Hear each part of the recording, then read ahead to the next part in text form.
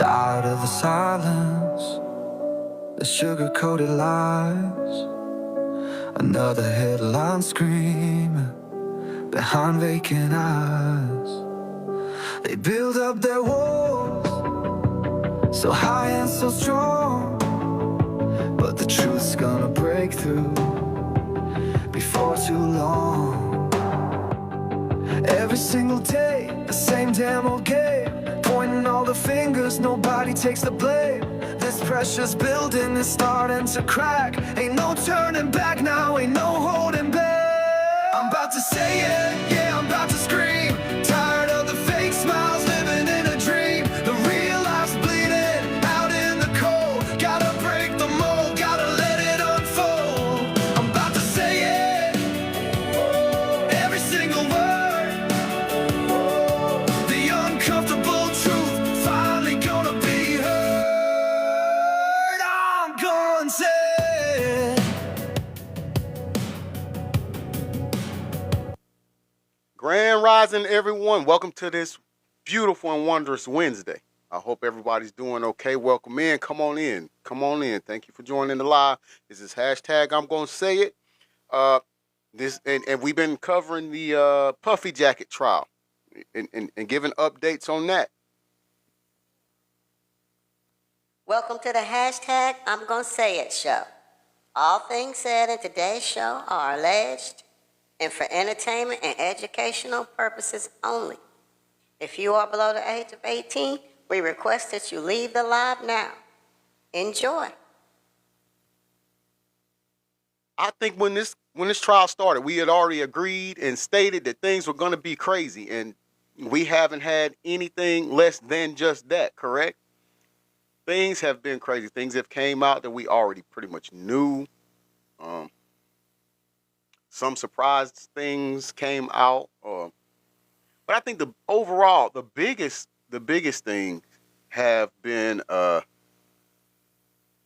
fact of hearing the details, like it, because we're getting more in depth on what transpired during different occasions, right? And I think that's the part that's hard to live with or hard to hear, because a lot of us can't put our mind, we can't even have our mind fathom to do the things that we've heard that's been done so thus far.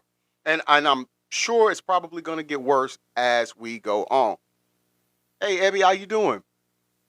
I'm sure things are going to get worse as we go on. I'm sure we're going to hear more surprises and things like that. Yesterday, just to think about some of the bizarre things that happened as of late. So we're going to go to yesterday, where there was a SMEX worker who went by the alias Punisher. And hold on, Evie says, did you all hear the judge asked when they are going to talk about the Ricardo? Good. I'm Ebby. Let's get there. That's let's be honest. That's what we've been waiting on, right? Right. Yeah, we all been like, let's get to that part. Like, I get the framework. I do get the framework. I do know that it takes time. However, they've done that. They've established that pattern of behavior, things of that nature. Now it's time to build on what the charges is for. I'm in agreement with you on that, Bessie. I have to give you that. Like, let's go. It's go time. One of the crazy things that came out yesterday was the SMEX worker under the name of Punisher. Says he showed up thinking he was just going to do a little dance for people, right? And ended up just being Cassie there herself, right? And then, of course, Dimple Cheeks. Good morning, Bessie. How you doing? Puffy Jacket was over in the corner, covered up, to watch and do whatever. And that's his thing, whatever. But he's the Punisher guy says that from whatever things that happen or whatnot there, he was having some ED issues and continue to have those issues. That's wild. That's wild. Hold on. Ebby, I thought all the SMEX workers would be cute or laugh out loud disappointed in their appearance. What am I gonna do with you? What am I gonna do with you? Dimple Cheek says, trying to wake up, still sleepy. I get you. Listen, I had to go. I've been good about drinking water and things in the morning, but I had to go back to the coffee. I'm with you. I'm with you on that. I'm so with you. Like it's hard. And then we had storms and everything here in Atlanta. So uh, and it's still kind of icky outside. I mean, it's getting better, but still, So I get where you're coming from. Uh, Another thing, Cassie's mom came on the stand. She took the stand, and she was saying how he basically allegedly extorted them for $20,000. If they gave that to him. Good morning, Bestie. How you doing, Liz? That's my bestie. He told him, if you give me the $20,000, I won't release any other Smex tape or freak off tapes, right? So that's crazy in itself. EB Lolo says, but he gave money back. Laugh out loud. He may have. Um, but the extortion part is just first of all, why would he need it? Like, you know, he had enough money already. But that was crazy in itself, right? To hear something like that. Yeah, they took the loan. Right, right. They took the loan out. You're right. That's wow. It's crazy work. But now, to me, and this is my own personal opinion, right? To me, the absolute craziest, most bizarre thing. Hold on, just me said explains why he had so much cash on hand. Yeah, yeah, absolutely. But the most bizarre thing, crazy thing to me that happened, ladies. Let me ask you all a question. I'm not going to even because I know what I think, but I'm asking you all, ladies, that's in the live right now. When you have been intimate. Good morning, Georgia Peach. How you doing? When you have been intimate. Thank you for that heart, me, Liz. I appreciate it, bestie. When you've been intimate with your partner, whoever you was with at that time and you was having your intimate moments with, did you ever want to be called or call your father's name? On the flip side of that, my men in here, to my men, you've been intimate with your partner or whoever you was with.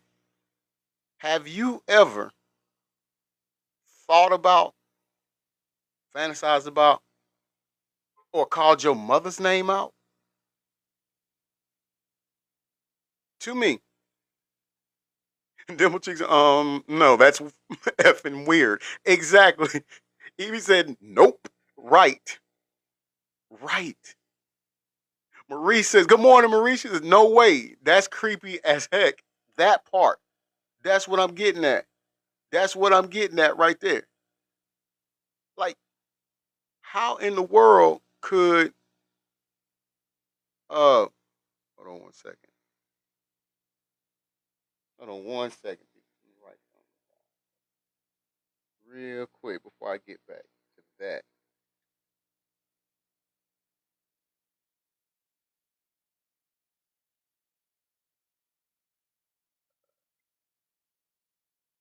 Sorry, I had something come up. I need to make a note of so I don't forget. Okay, so I don't care how much uh uh D rugs, and I'm talking about during my wrestling time. I don't care how much D rugs I took. I don't care how much drinking and alcohol was involved. We never. Carla Evans, welcome in, welcome in. And she said, nope. Like, right. It's just, it doesn't, I never thought about my mother. You understand? Georgia Peach, thank you for that heart me. Let's give it up for Georgia Peach for becoming the 19th fan in the fan club. Thank you for the support. I've never, ever thought about my mother in those moments. That is disgusting. All right. EB says, Lola, EB Lola says, oh, what exactly did he say? Okay, I'm glad you brought that up, bestie. Because we are about to indulge in some audio.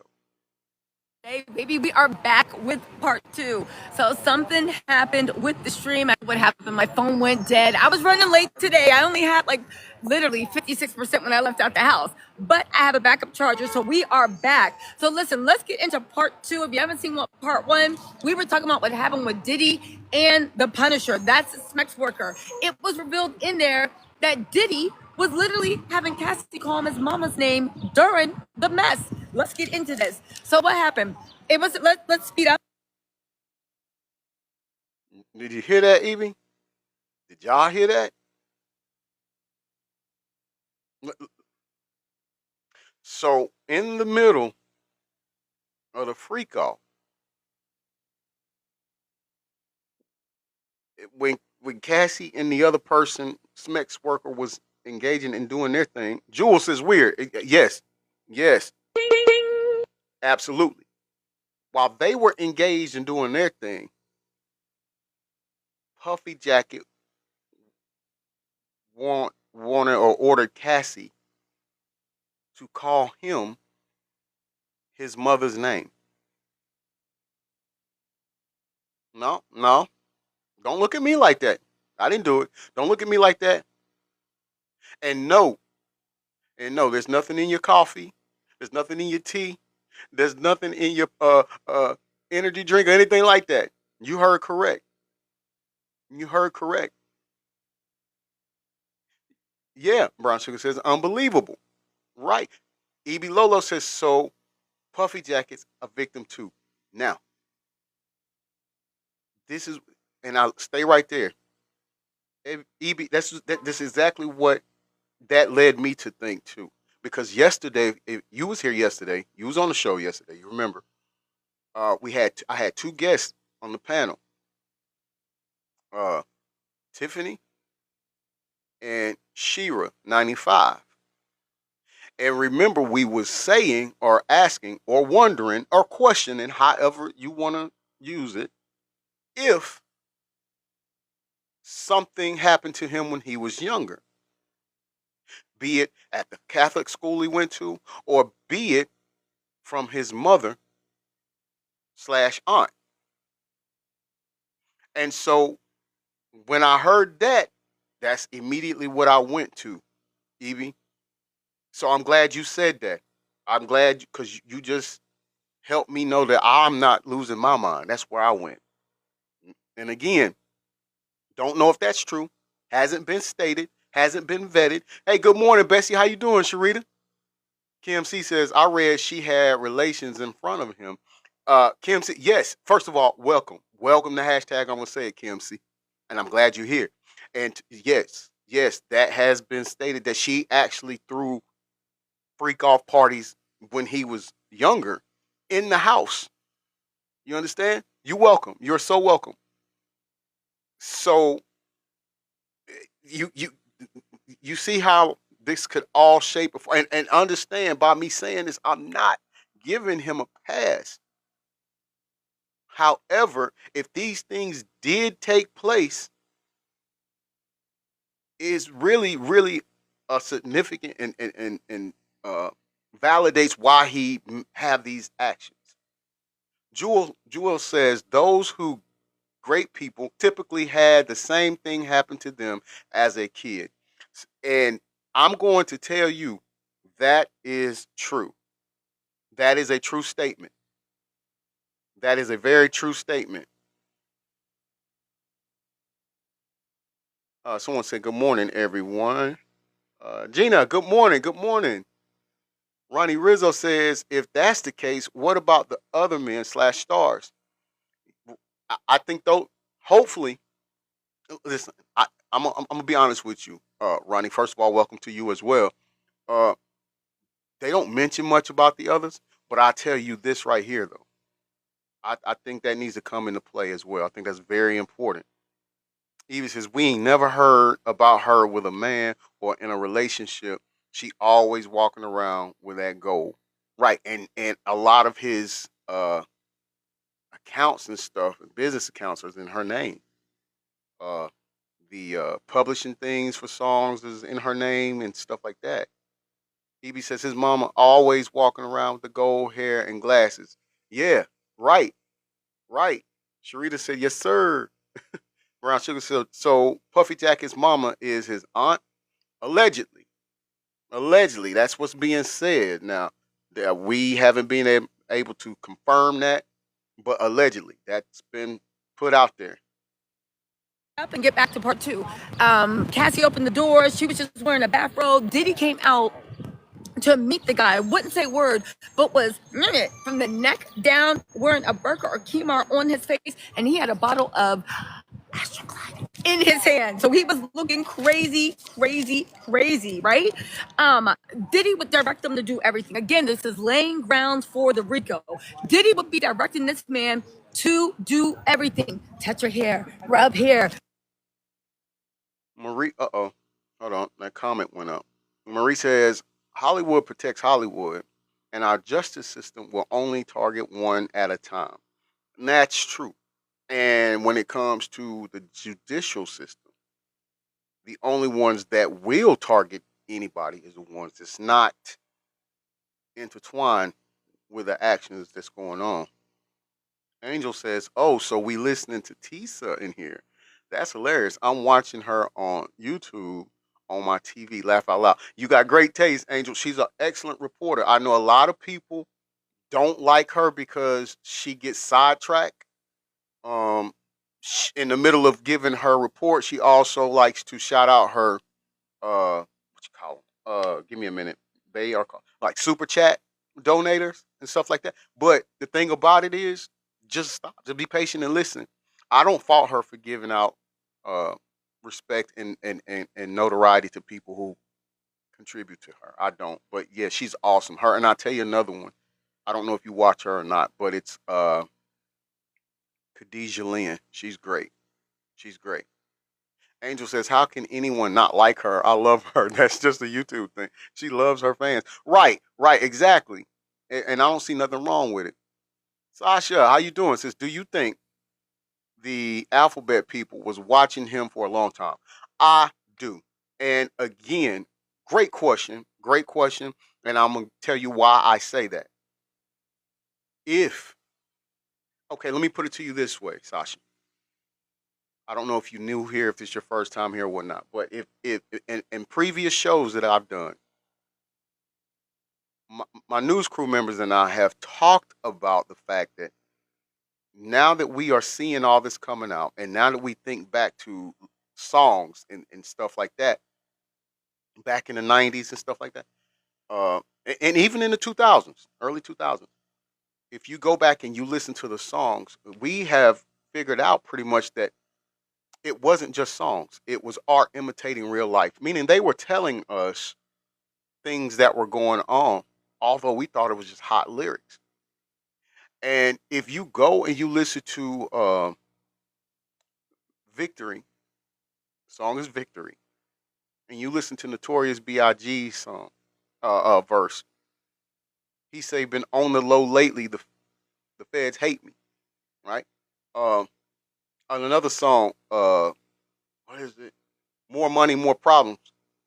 He talks about basically how the feds have tapped the phones, and so yes, yes, they have been investigating, following, watching, whatever, him for decades. And so none of this is really a shocker that it happened. Uh, Thank you, Georgia Peach, for the you're awesome. I appreciate that. Thank you.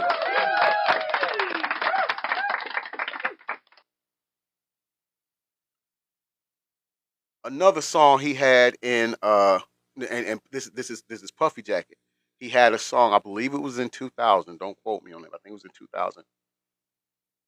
But the song is called or PE 2000. Public Enemy Number One is what he says that he is on that song. So again, art imitating real life.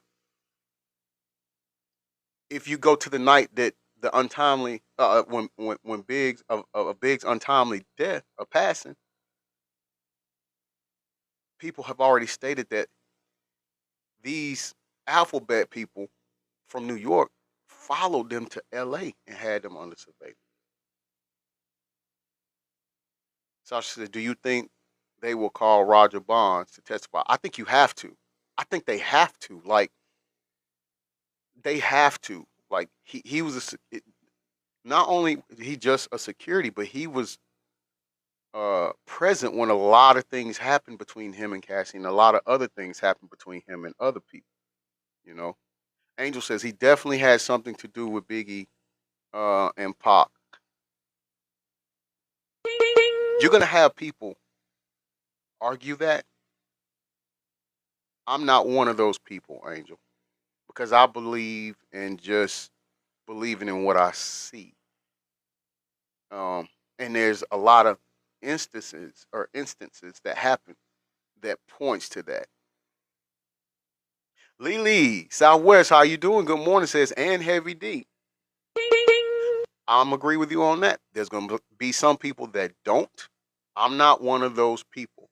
Why? Well, Heavy D was writing a book as well.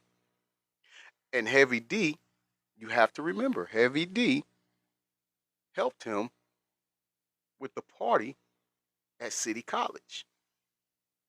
Heavy D was on Uptown Records when Puffy Jacket was interning at Uptown Records and seen a lot of things.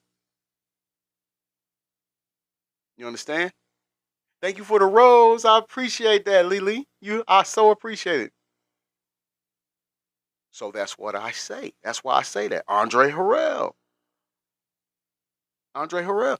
Well, he was the head of Uptown Records and the one who allowed Puffy Jacket to intern there. And depending on who you ask, some people believe that he was also one of the ones who was actually doing things to Puffy. I mean to Puffy Jacket, right? Thank you for the lightning bolts. I appreciate that. Thank you, Silver. Thank you so much. So when okay, let y'all got time? Y'all got time? We're gonna talk. Y'all got time? Put a one in the live if you got time. Let me know you got time. Because we're gonna break it down just a little bit. We'll get back to the audio, but I'm gonna break Angel said hella time. Let's go. All right. All right. So listen, let's slow it down a little bit. Angel said, I'm sad. Let's slow it down a little bit, people. Andre Harrell was head of Uptown Records. How did he acquire Uptown Records or even have that label? Chav Davis helped him, funded him to get Uptown Records started. Allegedly, and again, for the people who hate the truth, let's do it this way. Allegedly, Chav Davis had an intimate relationship going with Andre Harrell. Andre Harrell brings in Puffy Jacket to intern at Uptown Records. Now, He's doing his Puffy Jacket's doing his thing there, uh, working with artists, and we have to give credit where credit is due. He was very successful at it. All we got to do is look at Mary J. Blige, Jodeci, Heavy D, Al B. Shore, right? So he was good at what he done there. Now, allegedly, Andre Harrell introduces Puffy Jacket to Child Davis. Hey, look at my new intern. This is him. This is what he's done. He's bringing us money. He's developing these artists greatly, right? Now, over the course of the time, Child took a liking to Puffy Jacket. And Andre Harrell got jealous, so to speak, or for lack of better words, of the bond that was forged or forging between Puffy Jacket and Child Davis. Andre Harrell fires Puffy Jacket. Puffy Jacket has nowhere to go. He has nowhere to go. He goes to Child Davis. Child Davis fronts, funded, contributed, however you want to put it, Puffy Jacket the money to start the Bad Boy Records label. Now, here's what I say. And of course, again, we had to say Allegedly. Child and Puffy Jacket started an intimate relationship. This is all alleged. Okay, make sure we stay there. But City College incident. And I'm going to tell you my perspective on it. And I'm not right. It hasn't been, I'm not saying that my word is law, but I'm just having you use your mind for a minute. We know how the industry works. We know that you have to make some sacrifices. And depending on the sacrifice that you make, determines what level of success you have in the industry. And I'm not talking about just music, I'm talking about acting, I'm talking about anything, right? It's within that realm of entertainment, you know? Now, City College, all these tickets are sold or selling, they've sold out. They've met the capacity that the gymnasium can hold on the college campus, right? But Puffy Jacket's still telling keep selling tickets, keep selling tickets. And so now you have a lot of people outside of the gym who can't get in now. Because now they've locked the door. It's packed. They in there like sardines. They packed. Nobody else can come in, but you've had people standing in line for hours. Angel says, I have a feeling we're going to be on the same page on all this. We will. Especially those who are willing to put idolatry to the side and just use common sense. We're going to be on the same page, right? And so, knowing they had already filled the capacity, still said sell the tickets, you get the money. The money is the key. It's the root of what, right? So keep the money coming in. And so when you shut the doors and you lock the doors and you tell people no one else can come in and they've been waiting in line for hours, well, that crowd ended up bum rushing the gymnasium and trying to get in, right? And in the midst of all of this happening, they got me screaming right at my phone. Angel, you are crazy. You are crazy. They bum rushing. They're trying to get in. No, we've been waiting. You got all of these celebrities in here. It's been promoted on the radio stations. Nah, we here. We getting in. And in the midst of all the chaos and people trying to get in, they are pressing people against the door. People have fallen down and people are trampling them trying to get in. So you have people who have suffocated and passed away. If I remember correctly, I think the final tally of deaths were 9. I think 9 people passed away, and I think it was 27 injured. And even though he got, it was a big lawsuit, multiple millions of dollars, he only had to pay, if I'm not mistaken, it was 750,000, I think, or 350,000, something like that. It wasn't nowhere near the amount. He didn't have to face any or all responsibility for that, but it was nowhere near the amount that he should have had to pay. And I don't really know that there's an amount that you could pay on the loss of life, right? However, I'm looking at it from this perspective. And again, people, this is just me. It hasn't been stated, it hasn't been vetted, or anything like that. I'm just basing it off how the regime or the system works. Was that his initial sacrifices? Because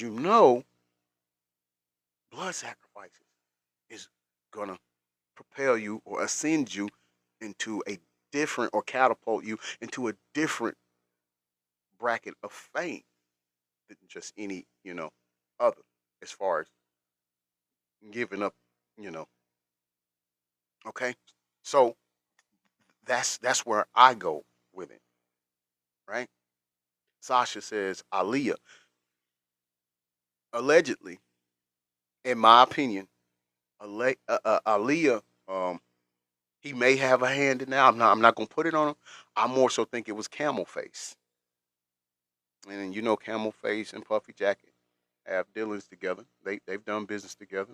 They link together. Even though Camel Face says he doesn't know him and they're not friends and they just worked on albums together and that was the extent of their relationship. We'd be a fool to believe that. Sasha says Damon Dash feel that. Yeah, yeah, absolutely, absolutely. So why would Camel Face do that? Well, we he had a thing or crush on Aaliyah as well, but she chose Dame Dash. And if you ask me, ultimately that's why their business partnership fell apart over jealousy. Hold on, that went too fast. Someone says Aaliyah told them to put the luggage on the place on the place her the video director, please stop the nonsense. No, if you remember correctly, Aaliyah didn't want to get on the plane at all. So I don't know what you mean stop the nonsense. She didn't want to get on the plane. In fact, they said it was a small plane. It's like they wasn't they didn't even trust the plane because it wasn't like a luxury plane or anything like that. And so she already had reservations about getting on the plane. Whoever said that, I can't remember your name. Um, Another thing I'll say, and then I'll let you be, and you can have your own opinion. Uh, Lenny Kravitz offered his private jet to her so she would be safe. So that already discredits what you're saying as far as she said put the luggage on there and she was ready to go. No, she didn't want to get on the plane. And I'm sorry whoever told you what you just said, but that's not how it went. And that's not my opinion. That's not my opinion. You understand? He said the video director they stuffed the plane with luggage. It was a small plane, not a private. Yeah, yeah, yeah. It was a small plane, right? I don't know. I'm not arguing with you on that, but she didn't want to get on the plane either way because it was a small plane. they didn't feel comfortable. Not only her, but a few of the people in her entourage didn't feel comfortable. And that's why Lenny Kravitz was offering his plane. And I think when I said private jet, I think you or whatever you thought I meant that. No, I'm not. I'm talking about Lenny Kravitz. That's why he offered for her to use that. But I'll take you even deeper than that. I'll take you even deeper than that. To be honest, they didn't even have to go to Bahamas. They were already in Miami. They could have shot the video in Miami. Yeah, Hype Williams. Uh huh. He sure did. They could have shot it in Miami. They really didn't have to go to Bahamas. And that makes me feels like setup to me. I put that along the lines of when Big was supposed to go to London, but Puffy Jacket saw to it that he didn't go to London and made him come to LA. He's no longer here with us. We just got to keep it real with reality when reality don't keep it real with us. Sounds like a setup to me, you know? So again, I go to say, I believe Camel Face has a lot to do with that. I'll give Hype Williams some um, guilt for that too. Because again, um, I don't think they even had to leave Miami to get the shot that they wanted. If you've ever been to Miami, you know there's certain places you can go that's looks very tropical and nice, right? Like, what I'm saying is you could play it off as the Bahamas or whatnot. You see what I'm saying? Sasha says Roger Bonds told Puffy Jacket not to take Biggie to L.A. Quite a few people was telling that wasn't, not to do that. But you know, again, we gonna have people that don't like how what we're saying and our thought on, like we have Alex right here. This is conspiracy. Laugh out loud. Yeah, it is conspiracy. Yeah, it's just an opinion. Yeah, it can be a conspiracy, but it can also be, um, if you really look at it, it makes a lot of sense. Yeah, Angel says I see what my eyes see and I trust them. Yeah, hey, you have to. You know what I mean? You have to, right? And but like I said, you're gonna have people, and I told you that. But thank you for the popular vote. I appreciate that. I told you, you're gonna have people argue. Listen, just like we have people right now, to this very, they say, free Puffy Jacket. You understand? But I also understand. But some of the things, I'm not saying he may be. I'm not saying he done everything. I won't say that, but I will say you'll be a fool to think he didn't do a lot of it. If you know if you know. Sasha says watching they interviews made me think this all true. Yeah, I mean, like you got people who don't even have a reason to lie. You got people who don't even have a dog in the fight that says it, that tells you. You understand? But you're gonna have people. You're gonna have people to do that. And I mean, even now they've already let us pretty much know that there's gonna be people who hop on here and say free him and he's innocent and that's fine. That's cool. That's their opinion. That's their opinion. You know. Alex says, so did Puffy Jacket. Sorry, you almost got me in trouble. Puffy Jacket set up to unallow Pac and Big laugh out loud. Do your own research, brother. Whatever you believe, you believe. I'm not here to make you believe nothing. You gonna believe what you gonna believe. I'm gonna believe what I see on the evidence showing. I'm gonna believe what shows me. You know what I mean? Like, so that's where we at with it. And of course, there's bots that's gonna do this. We've even, if I don't know if y'all heard, but it's even been put out on TikTok that there's bots on here that's paid to actually come on here and say these things. You know what I mean? You know, you're right. You're right, Alex. We have to do better. You really do. You really do. I agree with you on that. And Thea says, "Good morning. Can you please give recap over past few days? It's been a lot.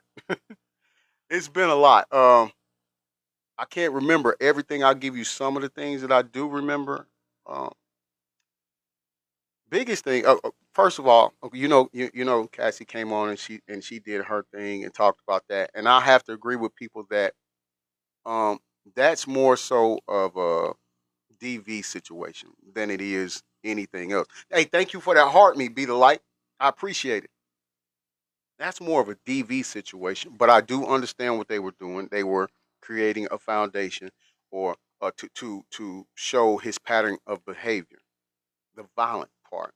And the reason why is because when you get the violent part, then you can kind of play into the Ricardo charges as far as him having using his businesses as fronts to facilitate these crimes. Basically, is what they were getting at.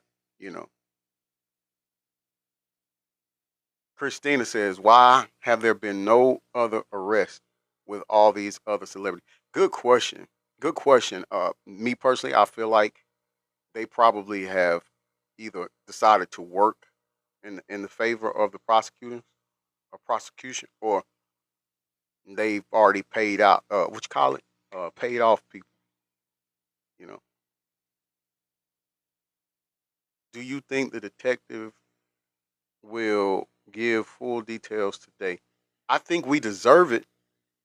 I think we deserve it. I like what he started off saying. I do. I do. Dimple Cheek says Cassie was not the star witness. She was connecting the dots. Right. She was just a foundation for them to build on. You understand?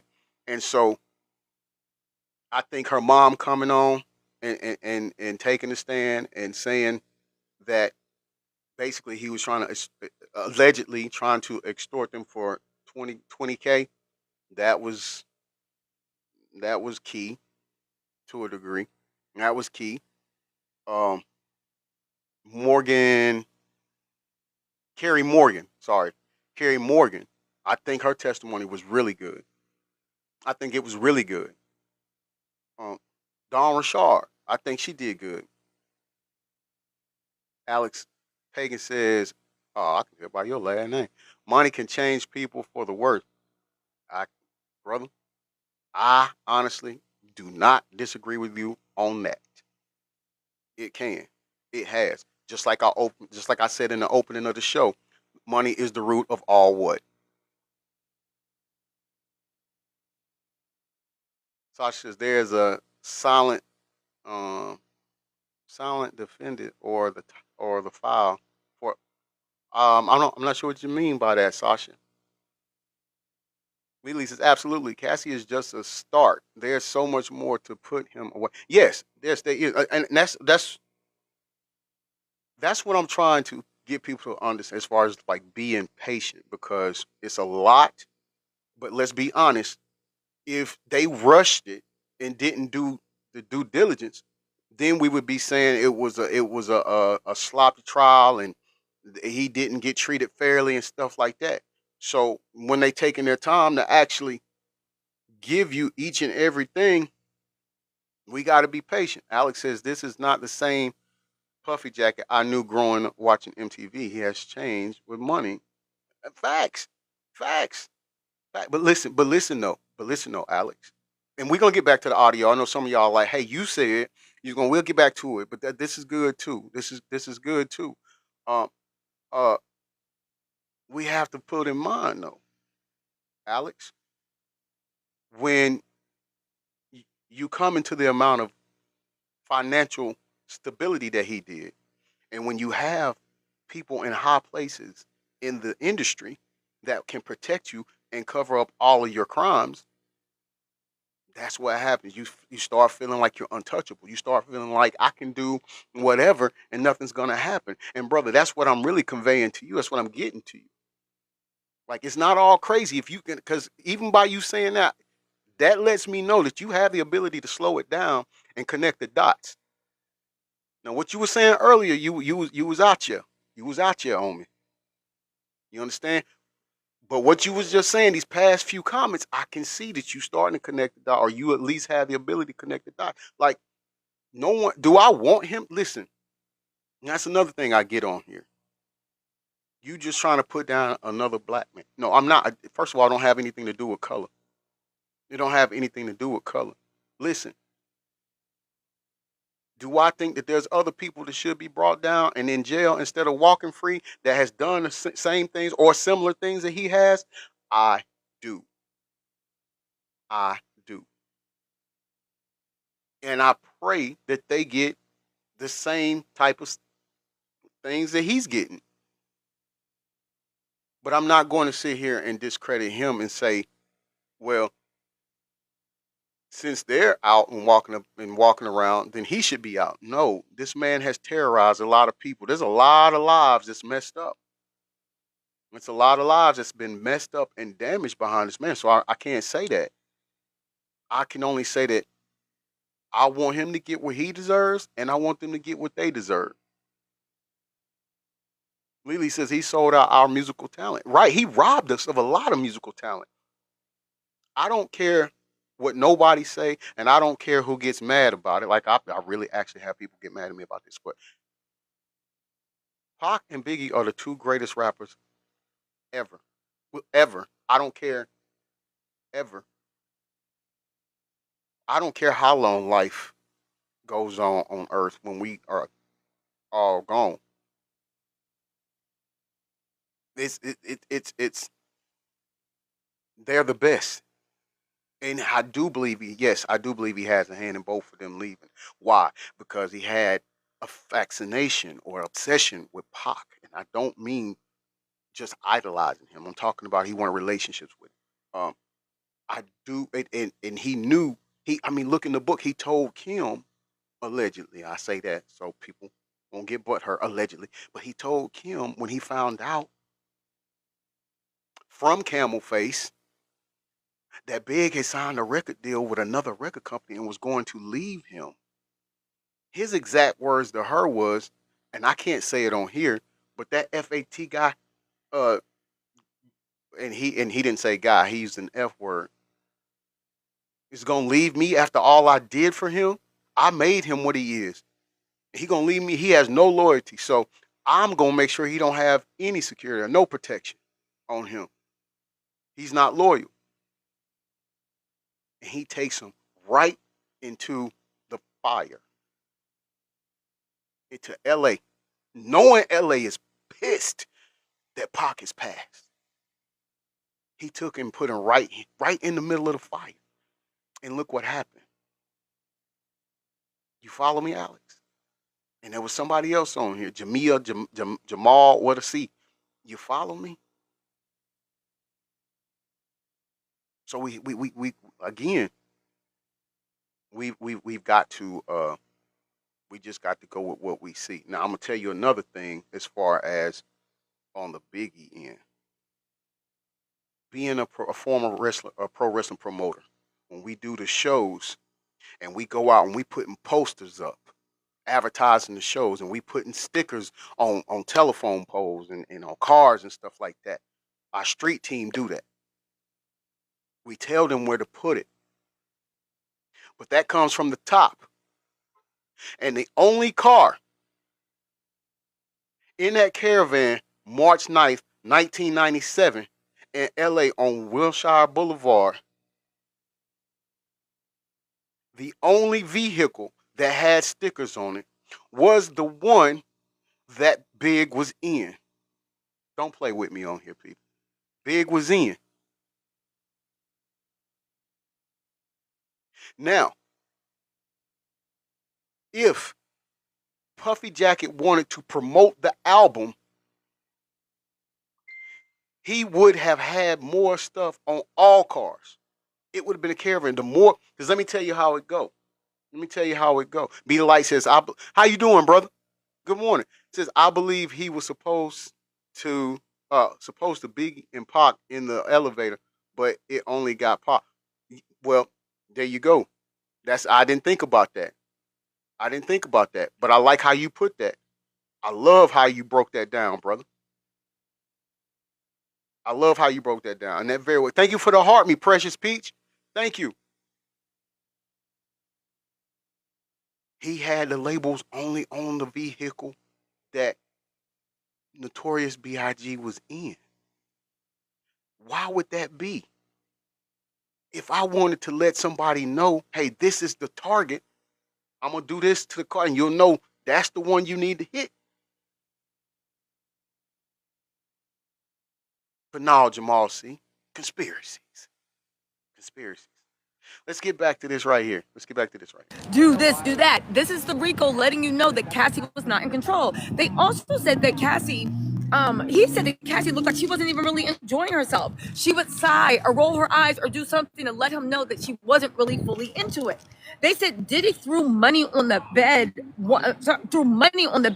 right now, right? Right, Lily. And then Cassie was startled, and so was the guy, because he said he was being mad aggressive. And Cassie was like, "Are you okay?" And Diddy was like, "Yeah, put the money on the nightstand, and that's the money that they would pay this worker with, right?" Cassie We use the Spectrum Savings Calculator before.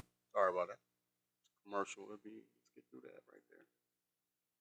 "Are you okay? Because this is weird." They said that Diddy was always the director of the SMEX acts. He would demand that they do oral sloppy toppy. He gave them specific times to interact and how to interact. And get this is the one good thing. They were using condoms. And Yeah, I do too, ain't it? Diddy at one time took the condom and threw them aggressively in their faces, so much they were both startled, and said, "Yo, I'm ready to see you, her," right? Now they said every time it would be so weird because, again, this goes into. Hold on. Let me stop right there real quick. Yeah, sloppy toppy. This is crazy. Look, let's stop right there. Because let's put this into context. This goes to show how he hold on, y'all. I gotta think on how to say this without getting in trouble. This shows I'll do it this way. How he gets off on having power and controlling people. You see? Now, what this is painting is that he is the orchestrator of the RICO. Meaning, how is that, you say? Okay, so we already know yesterday his former personal assistant, Puffy Jacket's former personal assistant, who, by the way, like I said yesterday, this is a grown man who broke down and cried on the stand from thinking about the things he witnessed while being this man's personal assistant. Didn't even happen to him. He just saw it happen to other people. And it disturbed me. It's so disturbing. It bothered him that much he cried. Hey, Bestie. So, but what this is showing, I'm trying to get my people who don't understand the Ricardo charges. I'm trying to enlighten them on how they're coming around to this. So, what they're creating right now. Ooh, thank you for that donut, Angel. How you doing, Bessie? And thank you for the Tiny Diny. Is that Tiny Diny? I think that's Tiny Diny, right? Yes, thank you. How you doing this morning? By him being in control. Good morning, Carlos. How you doing, brother? Is showing that he orchestrated these people who work for him to carry out or help him commit these crimes. So now these people work for him. It is a company, right? His companies, they worked and knew all of these things were going on, and they helped. He had them in position to help. You understand? So this is where we get the Ricardo charges from. Okay? This is where they come from. I'm trying to help you all out. Because a lot of you still think, well, that's still not directly. They haven't came out directly and said, hey, this is this. But I'm trying to convey to you how they are building up to that. They are showing you the parts that were in play to create this atmosphere. Okay? Safikin, Ricardo, and there's one more that I can't remember, Chris. That's where they're getting at with this. Okay? So now he gets off on the power. Oh, I forgot what I was saying. Okay, I'm sorry. And so the personal assistant was saying yesterday when he went for the interview, the person that was interviewing him pointed at a picture of Puffy Jacket and said, that's basically, I'm paraphrasing, but that's King Puffy Jacket. They didn't say Puff Jacket, of course, but that's King Puffy Jacket. It's his kingdom, and we are here to serve him. That put him on the top. So if he's on top, that means he's the orchestrator of everything, right? And he says he projected everything he had to go through to get into the industry. Right, onto others. Exactly. Hold on, Bessie, I miss you. Sharita said, okay, there you go, Sharita. She says, because I recall Cassie picking or making fun of Kim, but she turns around and sue and win. I don't know. I don't know anything about her making fun of Kim. I know she said she met him, or she met her once at a concert, I think she said, if I'm not mistaken. And I know her friend said that, yes, she was jealous of Kim because Kim was, I guess, more of his girlfriend than she was. I do know she said that. But her friend also goes on to say that Kim was jealous of Cassie. But hold on, it's not just Cassie, Sharita. Because he did Kim Porter wrong with J. Ello too. And what did he tell Kim when he was with J. Ello? I love you. You're my main. I love you. But in the public eye, I need to be seen with her. What is that? What is that? How should Kim feel? How should she feel with that? How would that make her feel as a woman? To me, I think it would mean like him, like I think she would feel like, well, dang, you saying I'm not cute enough? I'm not, and we all know she's beautiful. She's beautiful. She was very beautiful. You understand? So you just gotta put it in that perspective. Once again, this man is, and he gets off on controlling people. You understand? And so even in the case where right here, where the Smex worker and thank you for the rose, Lynn. I appreciate that. Thank you. When we have the Smex worker and Cassie engaging in their thing in the freak offs, and he's watching, he's still telling them what to do, how to do it, when to do it. Again, asserting his dominance or control. You know what I mean? So that also goes into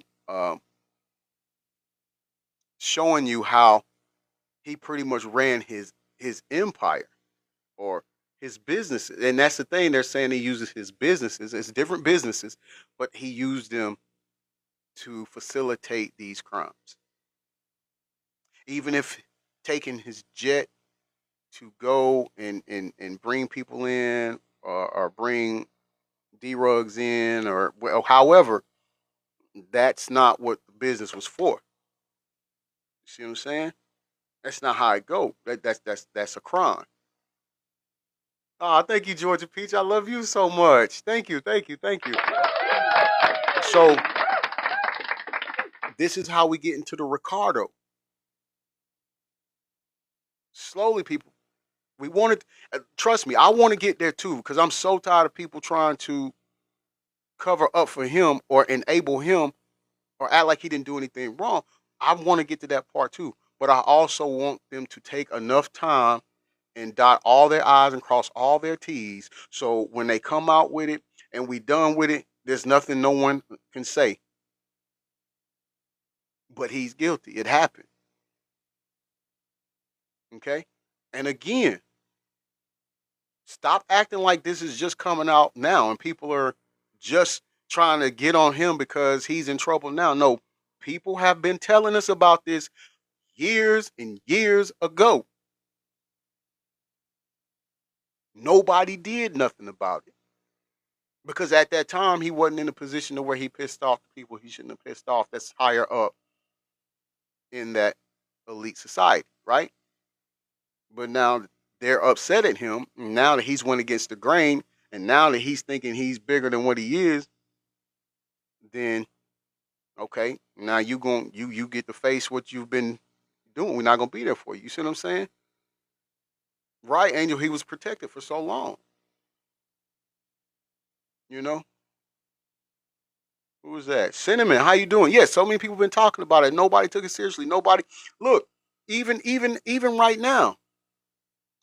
Cassie said it, her friends said it, hell, his former assistant said it.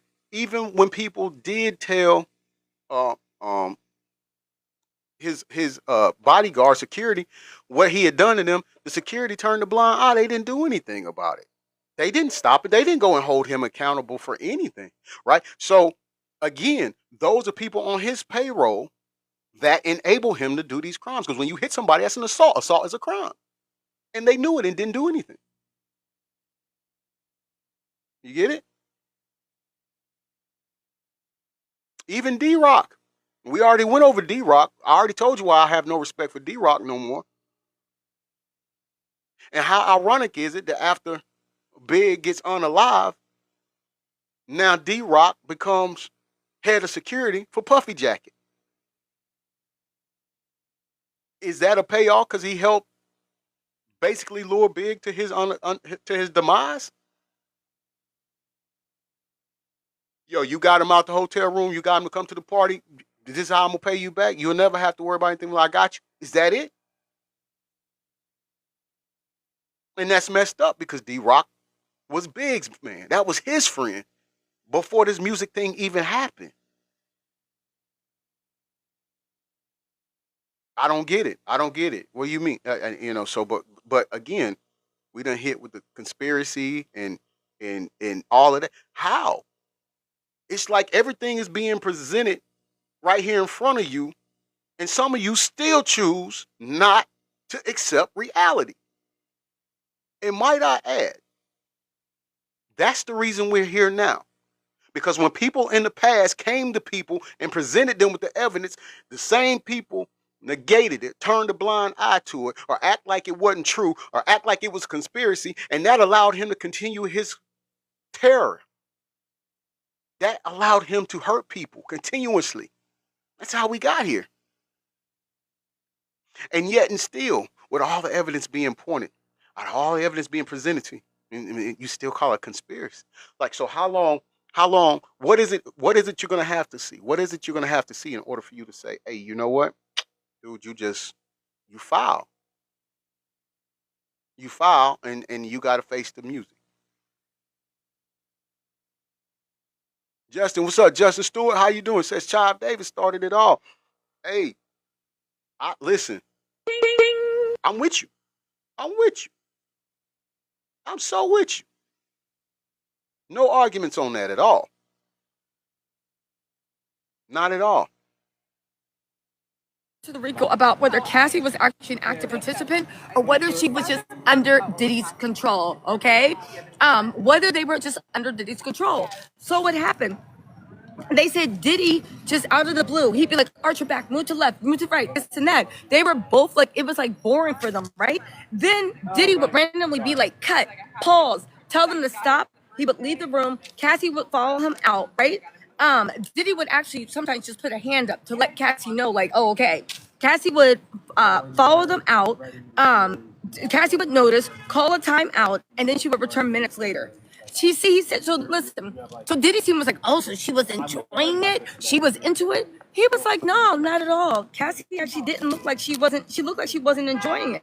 She said he was like, it was more like we were creating a scene. It was more like we were working, right? He said it looked like it was like a little fetish. He said the directions were so. Quit. Pause. Listen, didn't he just said the Smex worker goes by the Monica Punisher, says that it felt like they were working. We just went over yesterday how Cassie pretty much stated she had to work. When her friend asked her, "Why won't you leave?" She's like, "This is my job." So she looked at it as a job. You see what I'm saying? Even she was so mind warped, and that ain't the word I want to use, but we being TikTok friendly. She was so mind warped that she thought that was work. Now the sapphican. They're saying anytime he took her or flew her to do these things, that's where they coming in with the sapphic. Okay, I don't know if you listen. That's where they're coming from. That's what they're building. Okay, but you just heard that, and then you just heard her say. He said, talking about he, as far as the Smex worker said, it almost seemed like it was a fetish. What did I tell you? He gets off on power and controlling people, having power over people and controlling people. So specific, right? And again, they were like, well, why do you think Cassie wasn't enjoying it? He said because Cassie would sigh and wince all the time. Every time he asked her to do something, okay? She was like an employee. Your girl Christine said my last SC got lost in the freeze. Oh, super chat. Thank you so much, Christine. You said, but I wanted to ask, did he say move the candle or camera? Because if he said camera, then he perjured himself by saying he said no knowledge of Diddler filming. No. He said Diddy would tell them to move the candles. He would tell them actually to move the light. The reason I kept saying candles instead of light is he said that they would light the scene with candles. So when he told them to move the light, he was talking about the candles. He never said camera. This Smex worker had no idea whether or not he was being filmed or not. Now, if he was being filmed, I'm sure that Diddy was in the corner like a little weirdo filming, right? But anyway, right? He said that he said Diddy's directions were super. Thank you so much, your girl Christine. But no, he said candles, not cameras. I agree, Lily. He said the directions were specific. Cassie would sigh or wince. Cassie would act like she was fed up, like she was just working. And they said that Diddy's directions were super, super, super random, right? And they said based on the noise and size, he would say to his approximation that Cassie didn't look like she was enjoying it. He said all the direction was coming from Diddy. Cassie, and both of them, Cassie. This brilliant device keeps your home cool in summer. They play the commercials when it's getting good. I tell you what. Doing it, they would just be looking for this to the side, seeking cues from Diddy on what to do. She said Cassie was always seeking cues for Diddy for what to do, and when Diddy wasn't giving cues, Cassie would just stop and wait for Diddy to give cues. Again, does this sound like she was having the time of her life? No, it does not. They also Okay. This came from the Smex worker that was there with her, so we don't have to. You see what I'm saying? So let's put to bed the fact of people saying she wanted it, she liked it, it was her idea. Let's put that to bed. Let's not hear that no more. Let's not even hear that no more. Said that he said, listen, I was trying to create a sexy scene. Me and Cassie both were. Diddy was always looking. They responded accordingly. Has anyone heard now of they smile did of fear? say that. You're right, he also said, did Cassie ever tell him no? They said no. Cassie never told him no. She always did exactly what he told her to do. They were like, well, what about the drugs? Were you on drugs? And he was like, no, I actually don't do drugs. He said, I don't even do weed. I actually pretended like I did, but I didn't. So they asked him. He said he never smoked. He said he didn't ever do drugs. This is the Punisher. He said Diddy never took in. He said he never saw Diddy take anything in front of him, and he felt nervous around Diddy. So he had performance issues. Now, and here's the thing. When I heard that, I said, Punisher, you're not slick. You're trying to sell your book. He does have a book. The book is called In Search of Hard Meat, Freezer Meat. We'll get to it. I'll promote this book, right? He said he better get his money, right? Anyway, he said that he had performance issues. He said with Diddy watching, it was very, very yuck. There was Cialis around. There was Viagra around. He would even take corner store pills, anything to try to see if he can get it up. It just didn't work with Diddy just lurking around. Yucky, yucky. Blue Light said, thank you for all you do. Thank you, Blue Light. Also, Dorothy Chambers, what's up? Happy birthday, Dee Dee. Said, T said, this is my friend's sister. I got her hooked for you. Oh, thank you. Shout out. And Pink said, "What is your Cash App?" My Cash App is Tisa Tells. $ Tisa Tells. And my PayPal is Tisa Tells too. Okay, so let's get into this, right? Thank y'all guys. So they said, when was the last time? They said, when was the last time you were with them? He said the last time I was with them was in April of 2015. Also, I'm sorry, March of 2015. He said that like literally they were always interacting on the couch because Diddy would be like, "Yo, rub here, do this, do that." They said they were always interacting on the couch. Then he would throw the condoms at him. And then he would be like, "Yo, I'm ready to do this," right? But he said that he couldn't perform, sadly enough. Okay. And Diddy would be like, "Yo, I'm ready to see you finish." He couldn't perform. He said Diddy was mad, aggressive. They were super reacted super startled because they wasn't used to that aggression. And he struggled because of that to get in a and when that couldn't happen, Diddy would get mad, leave the room, Cassie would finish. They tried to tell him to finish, he couldn't, and then they would just return to pay him money. The last time he saw them, Cassie said, "Listen, I really want to thank you and thank you for being so discreet and doing that thing." And he said that thanks for that. He said thanks for the discretion, and he said that was the last time he saw him, and he really felt bad because he felt like he didn't do a good job. Anyway, they started talking about his book. So there's a book on ED. Okay, so listen. And again, I already know what's gonna come. All right, well, why did she pay him and thank him? Why didn't she leave then? Like all again, people. It's survival. She's already witnessed the wrath of his anger. She's already been a victim of his anger. And so it's gonna be hard for her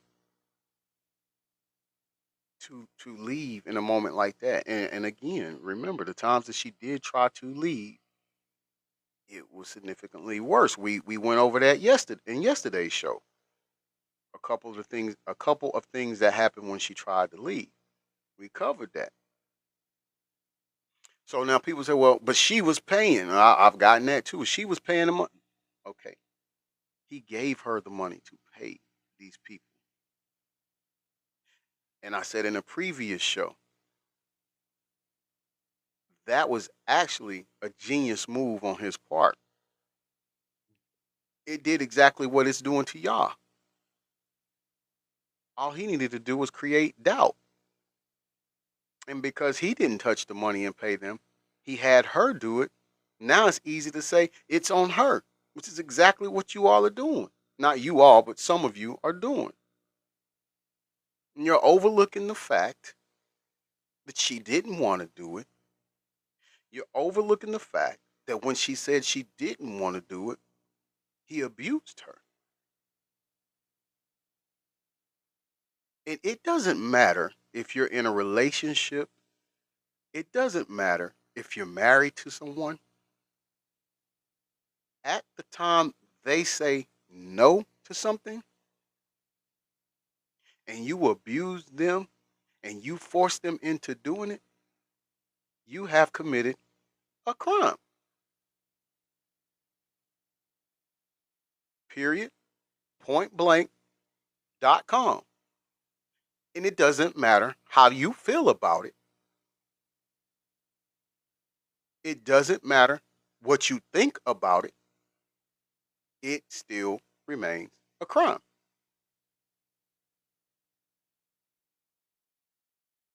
Right. She didn't have a choice. And a lot of people, "Well, I don't care. I wouldn't have did." You cannot say what you would and would not have done if you've never been put in her shoes. We just cannot. The greatest thing that we can do is pray that we never have to be put in a situation that she was in.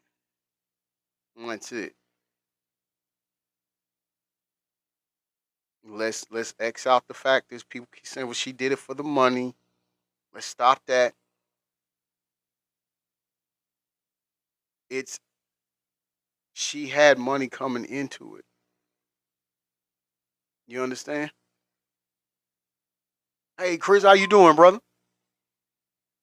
You doing good? So let's stop victim shaming, re-victimizing, anything like that. Let's stop.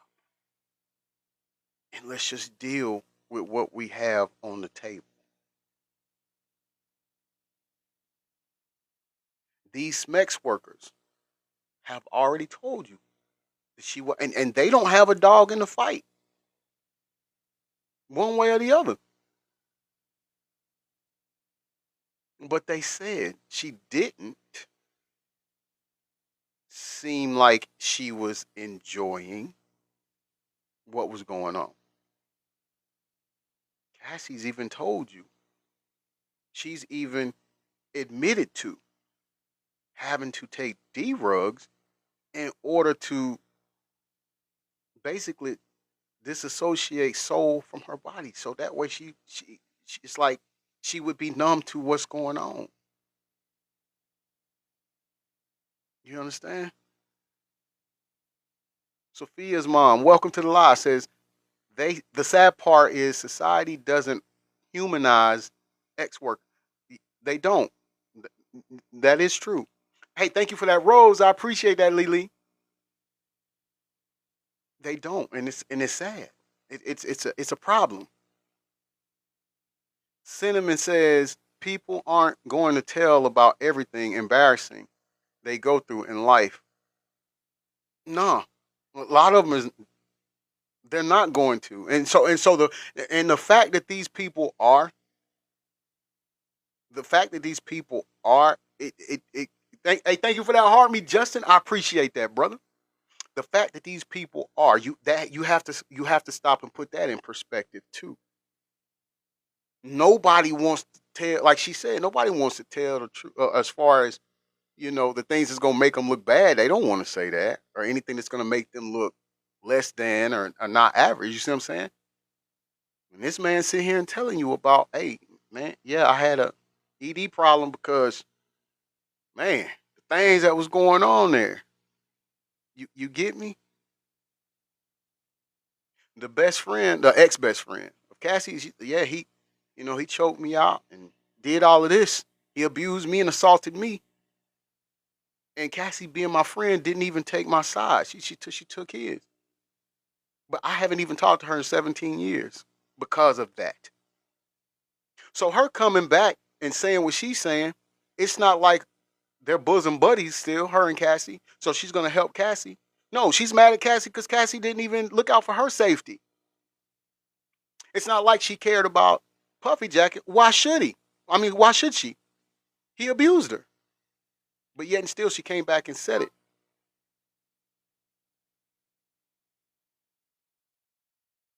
Bessie says Puffy Jacket has a pattern of behavior starting up to and during the FOs. Right, exactly. And that's where the focal point should go. We so many people are caught up on why Cassie stayed. Why didn't she leave?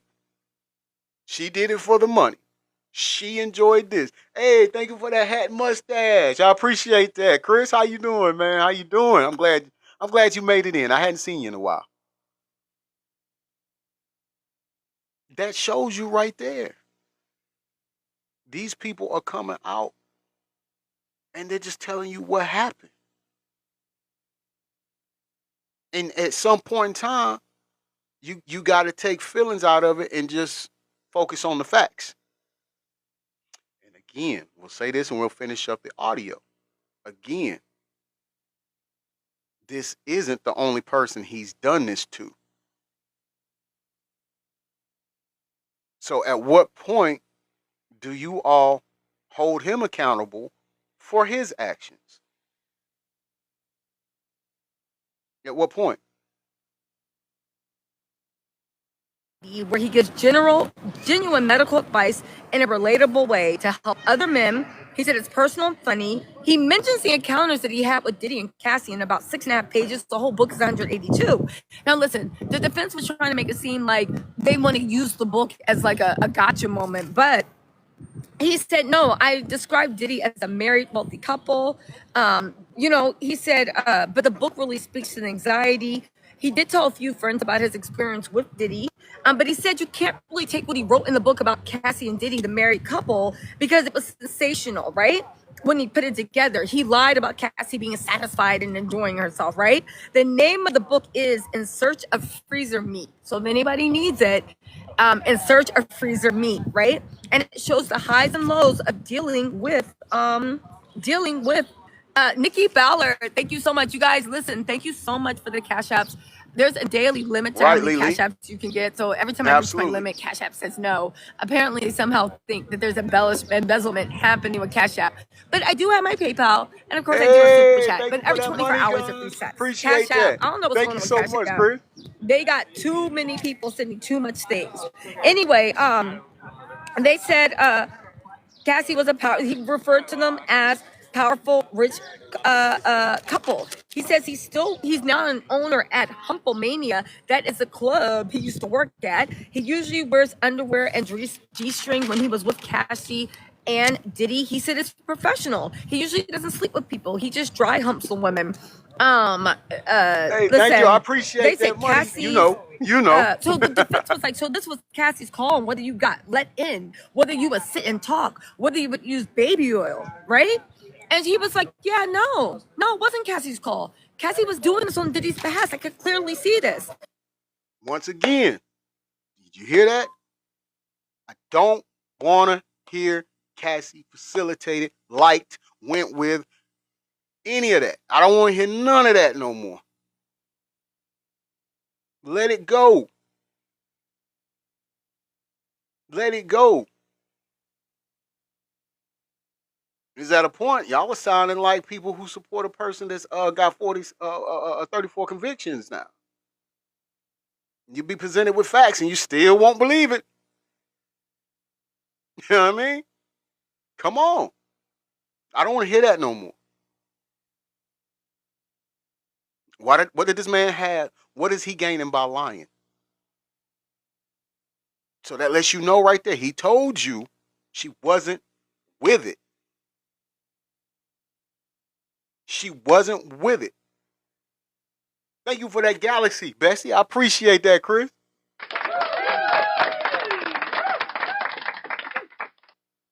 Yes, I am, Angel. Yes, I am. Hashtag I'm gonna say it. I just don't get it. I don't understand. Like, are y'all are you waiting for Puffy Jacket to come and say to you that it's true he did it? Because clearly that's not gonna happen. And if you remember that weak ass apology he gave after saying he didn't do nothing to Cassie, you know what I mean? Alex says we're doing a lot of talking. Let's hope the jurors see it the same way. Let me tell you something, brother. Let me put it to you this way. And it might have been you that said it, if I remember correctly. Thank you. I appreciate it. Thank you. You know you welcome here anytime, Chris. I'll put it to you this way, Alex. The jury could be presented with all of these facts. Because we see what it is. Anybody with good morality, good character, no, it's wrong. But I'll go back to, and again, if you didn't say it, I apologize, but I think it was you. But I'll go back to what you said. Money changes everything. In fact, when they was doing the juror selection, one of the candidates stated, it doesn't matter because he's got enough money to pay his way out of it. Let that sizzle in your spirit, Alex. Because a lot of, to your point, it could be on the juror, but let's, instead of hoping they see it the same way, let's hope that they recognize facts and they identify the facts of what they're told. They're there to do a job to base things off facts, and these people are telling them. You see what I'm saying? Let's pray that the idolatry doesn't come into play because he's a celebrity. But then again, I have to also go back to we have a person that's got 34 convictions and walking around free and running the country that was found liable for the same thing. See where money come into play?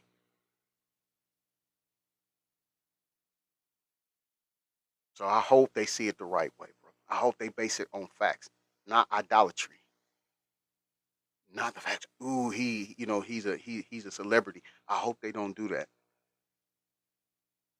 I hope they take into consideration the people he's paying out front of the courthouse to wear shirts to say free him. I hope they take that into consideration. I hope they take into consideration the fact that people on his defense team are partnered up or buddying up with TMZ, because that creates an avenue to where you're manipulating the media and having them spin your narrative. Very, Lily, very.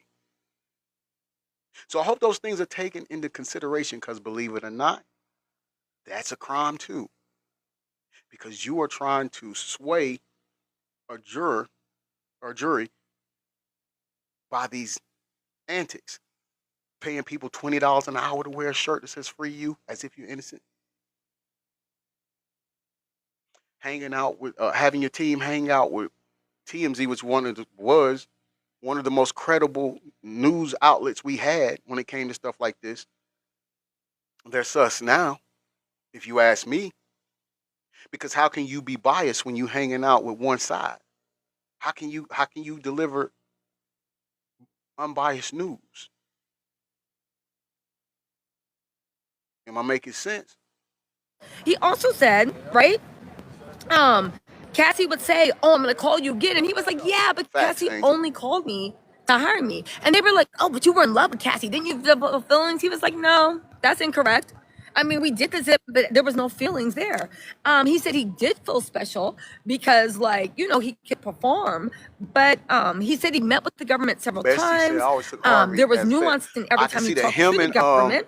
And he said he's not an Vlad. escort, but he is he creates erotic scenes. He creates erotic scenes. Now, if you guys don't know, my girl was sitting there and she was like, "No, I think they don't have him on a prostitute charge because he wasn't a prostitute." But commercial, sorry. That part, Angel. That part, Bestie. Like how do you not see, man? Mm, it's a sad times we in. if I don't say I'm a prostitute, but when I show up, you give me the cash and I make that thing go, put that leg up and make that thing go, then what are you really, She is wildin'. I love Tisa. They kept harping on the fact that you said one time Cassie had it. You said one time Cassie enjoyed it. You said. To which I was like, okay, but even if she did, what does that mean? This is getting in the grape defense, where it's like if somebody, makes a climax during grape. It used to be America was like, oh, you aren't really a great victim. The fact that your body might betray you, even when you're in something that you don't want to be in, that doesn't mean anything. They are using draconian measures of what it means for a woman to enjoy anything. Y'all know about that? It's just draconian. Anyway, listen. At the end of the day, it is what it is. Listen, you guys, let me get out of here. I'm gonna go home. We are going to do another thing. I'm gonna do another live because I have a lot more notes. But don't forget, the one takeaway is the government actually pulled out the choppers, all those AR-15s that Diddy had in his house with the serial numbers. With the Pause. So, to the people who saying we are just conspiracies here, we just use this all conspiracy. Why would a person have this kind of artillery with serial numbers scratched off if there was nothing criminal involved? These are just questions we're asking. It's just conversation.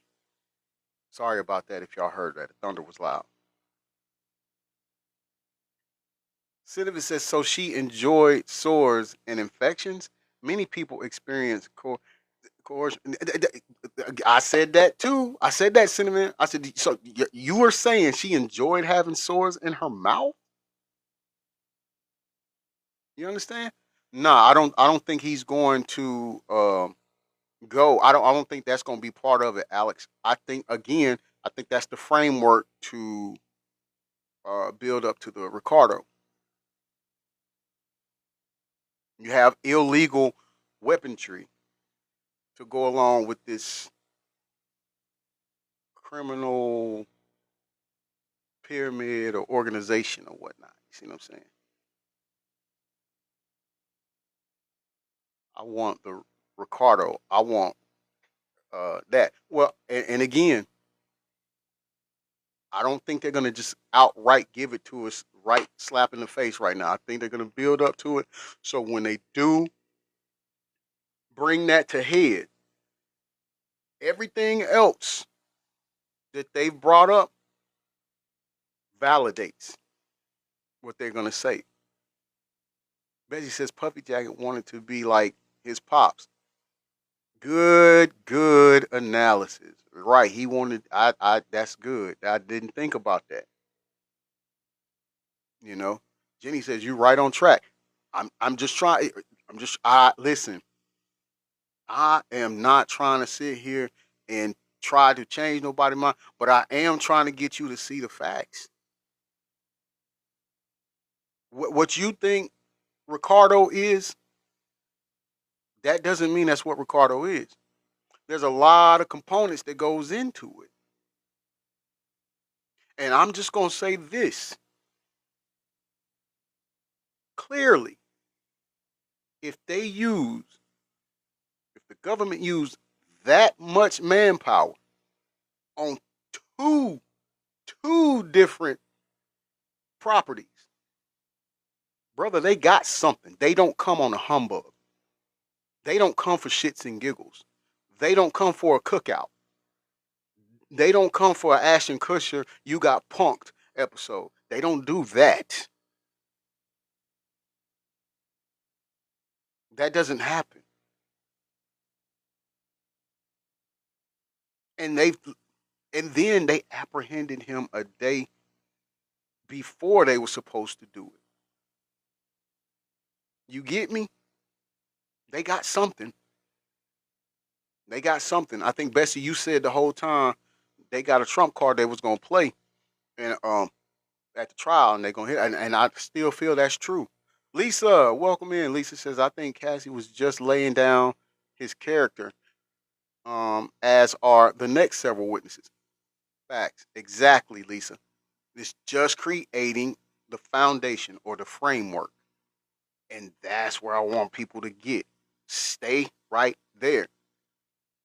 Listen, if they opened up off rip, if they opened up the case and said, well, this is why we're giving him Ricardo charges, then you're all going to be, those who are doubting going to be like, well, how did you get there? Or what do you have that's going to validate those claims? You can't just give them that. You don't have, okay, so now they're giving it to you. They're giving you the buildup. It's just like us in a match, and I probably shouldn't do this because I'm giving away the mystique of the business, but it's just like a wrestling match. When we first get into the ring, we gonna give you a little filling out fade. We gonna go back and forth a little bit. We're reeling you in. Hey, thank you for that daily heart, me, Rochelle. How you doing, bestie? We're reeling you in. Then we're gonna go deeper into it. After we got you invested, we're going to go deeper into the match. And we're going to do things that's going to play on your emotions. And then after we give you that theatrical, hey, Sam, how you doing? I ain't seen you in a couple of days. Everything good? You straight? We're going to give you some moves that's going to get into your emotions. And once we got those emotions, once we got you in the palm of our hand, we're going to give you the build up to the climax.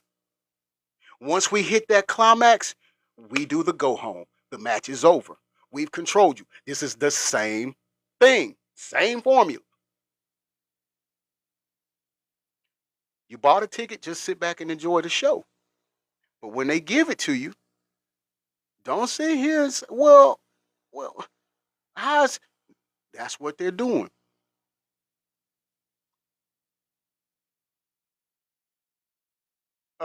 Listen, Rochelle. Oh, I should get you. Am I saying it's fake? It's the same thing as you see on TV. Is what I tell everybody. It's choreographed. It's scripted. However, things go off script. Okay, so like just because it's written, that doesn't mean when we get in there that things is going to go like they said it was in the back. So I can't say that it's not it's not. Put it like this: every time we hit that mat, it's not a trampoline. Every time we hit the mat, that's equivalent to having a car accident going at 30 miles per hour. And so you got to think how many times have we hit the mat, all right? So no, it's not. We really fall. It really hurts when we hit each other. It really hurt. You get me? But what I'm saying is the story. It's the build up. It's the build up, and that's what they're doing here. It's just the build up. You understand? So we can't say, well, look, I want the ending right now. I want to know what Ricardo is right now. Show me, give me the Ricardo. What are you charging this man with Ricardo for? What do you have? Okay, so then if that's the case, um, yeah, I'm for look. Listen. I'm telling you right now. I'm sitting here with a hurt back for doing this for 26 years. My back hurt constantly. So no, It's not fake. It's not fake. Please understand that. All right. The concussions I've suffered lets me know it's not fake. The shoulder that's messed up, I know it's not fake. You know what I mean? But um, if they did that, then we wouldn't buy into why they're charging him with that. Georgia P says they are building up the case so the truth comes out at the end. That that part, Georgia Peach,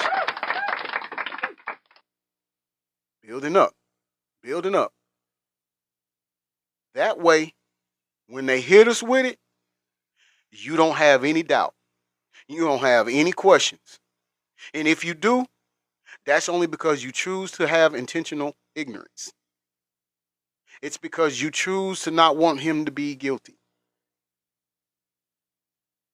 You understand? That's why they're doing it. So I appreciate it. Don't get me wrong. I'm with you. I'm with you. I wish we could hurry up and get there. I do. I really do. But at the same time, I have to appreciate the work.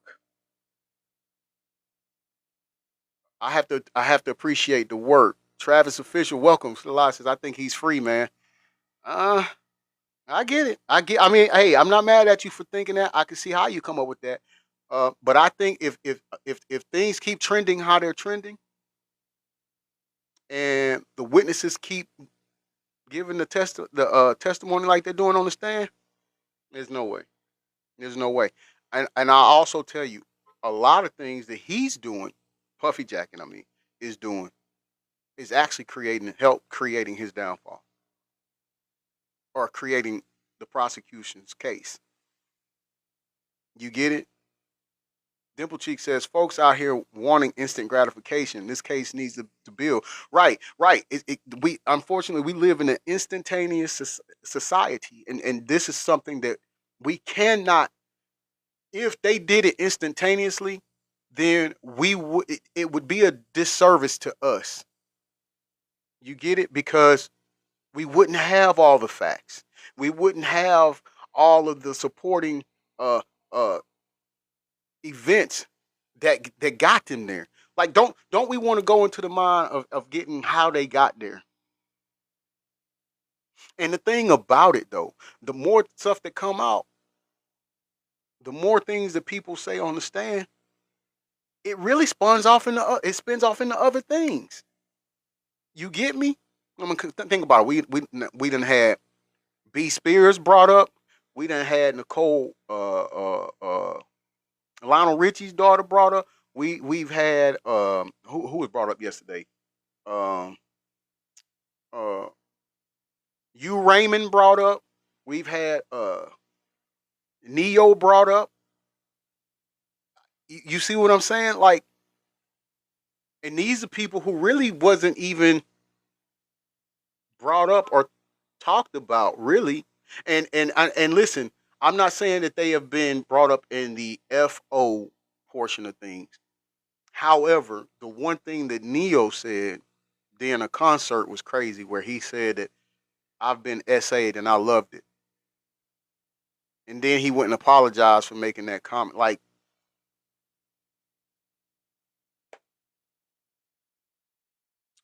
sometimes these people, and sometimes these people get themselves in trouble. I mean, they tell you what they just tell you. And I'm gonna Neo lives up the street from here, man, and he stays in trouble here. I'm sure y'all don't get it. Probably don't make national news, but he gets in a lot of trouble here, man. He gets in a lot of trouble here, and this ain't something I'm just. It's my opinion. I'm just telling you what's happening in the neighborhood. He lives right up. He lives up the street. And yeah, DV, but also with DUI. I mean, the man. Listen,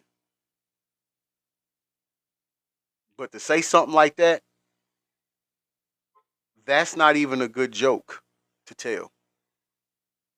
The serial number is filed off. They pulled it out. Doris Dannings, thanks you so much for the super chat. And SP said, "Be safe, beautiful superwoman. Is Diddy still giving you dirty looks? You're amazing at what you do." No, Diddy stopped turning around giving me looks because Diddy got bigger problems than a YouTuber. Wolfie said, "When Diddy's looking at you, hope he's not thinking of his next freak off. He better not be, please." Honeybee Therapy, thank you so much for the super chat. And hold on, really quick. Let me just answer this. Okay, and also really quick, Mimi Caillou, thank you so much. Anyway, you guys, listen, let me head out of here. I'm gonna go live later. There's so much to talk about. I'm gonna make some standalone videos too. Okay, and shout out to Shirley Harper at the Hollywood Reporter. Definitely we have to listen. There's so many people I have to link up with. Why I'm in New York? Listen, do you have your passport? Do you want to come to She's funny. America? She's funny. I love her energy. Anyway, y'all, let me know what you think in the comments. I'll talk to y'all later. All right, bye. Okay. Okay. So that concludes that portion. So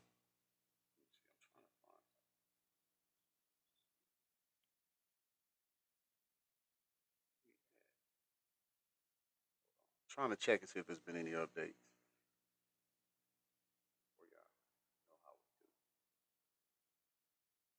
Okay. So hey Philly, thank you for the donut. I appreciate it. Thank you so much for the donut. I love donuts. Lisa says if Puffy Jacket does testify, he will be his own downfall. His mind still thinks he controls everyone. Right, right. That would be a lot of people are saying, well, not you need to speak up because it's going to make you look guilty. No, believe me, if he the way he like you said, the way his mind is operating, if he got up there, man, his listen, he already had one attorney quit. That to me that says a lot right there. Dimple Cheek says he will seal his fate. Absolutely. That would be the worst thing that happens. That would be the worst thing that happens. So let's go back and recap real quick what we were saying leading into the audio before we played Tisa Tales. Shout out to Tisa Tales, by the way. Once again, great journalism, great reporting. It's weird. Okay, some of you are new in here, so we'll ask them. Those of you that was here from the beginning, you already heard it. We already did it. But for those that's new here, let's ask you guys this. Whenever ladies, whenever you've been intimate with your partner, your friend, or your boyfriend, your husband, whatever, guys, whenever you've been intimate with your friend, your girlfriend, or your wife, have you ever thought about your dad or your mom? Have you ever? I mean, when you hot and heavy, your mind go to your father or your mother. Billy said, "Hell no." Rochelle said, "Never in life." Right? No, that's sick. What else? Hold on. There was some more I missed. Lisa said, "Absolutely no." Denisha, welcome, said nope. Jenny said hell to the nah. Miss Diva said heck no, that's weird. Rochelle said what the hell? Right? Angel had the audacity of you to put that in my brain. Listen. I'm with y'all. Cinnamon said nah. Stacy said, say what, friend? Silver said, no, sir. What the fuck? Y'all got me cracking up. I'm almost crying laughing, y'all. Right. You get me? Laquita said, this the nah. Right. So, look, Jenny says, but they're all into weirdo stuff. It's natural to them. Well, this is what I was saying, Bessie, and you didn't come in on when we was talking about it. Georgia P said, never in my lifetime. Right? Like, no, it just doesn't happen, right? But that's what he did. That's what Puffy Jacket did. As we said, and as we heard during the freak offs, and while watching Cassie and the Smex worker do what he's telling him to do, he would order Cassie to call him his mother's name. Now, people, listen, I know we was talking and saying that, his kinks is his kinks. And we ain't judging that. Or there's nothing wrong with that. This is where we draw the line. Something is wrong with that. Grand rising to you, Queen. How you doing? There is something wrong with that. Now, not only wrong with that as far as that being a desire or a turn on or a fetish, that's gross. But let's follow it into what we were saying when we opened up the show.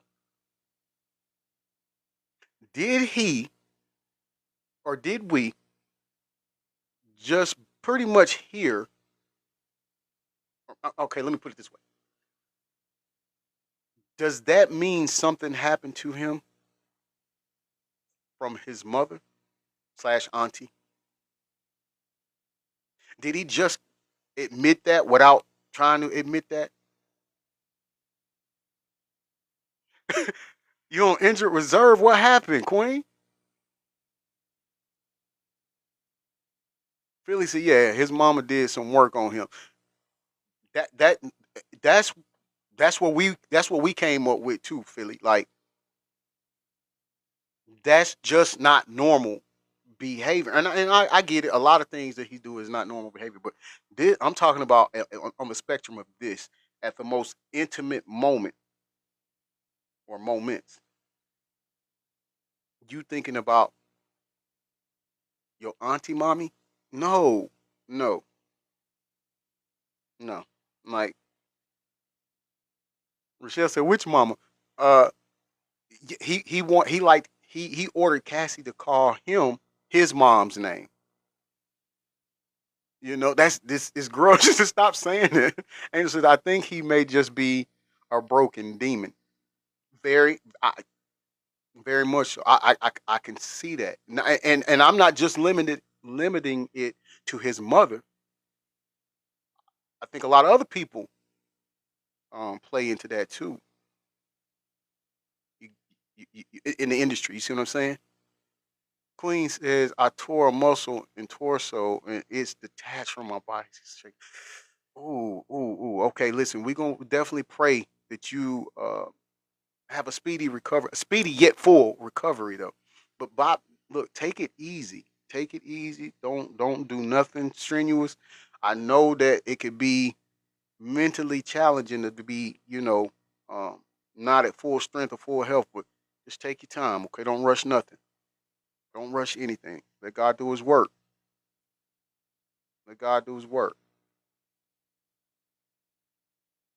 So the latest update, here's what we got. Prosecutors have contended in court filings that Puffy Jacket was so upset that he arranged to have Cuddy's convertible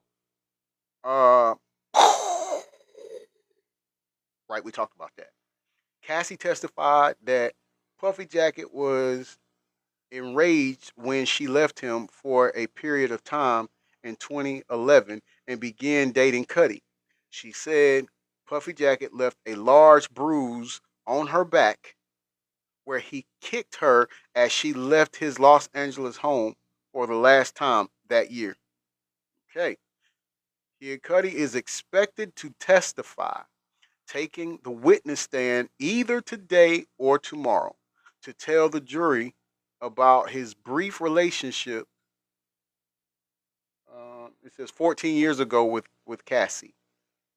Okay, and so before we end, I'm going to let me go look at the other sources and see what we have going on the stand, if we have anything going on the stand, real quick. Want to make sure we get that out. All right. Let's see.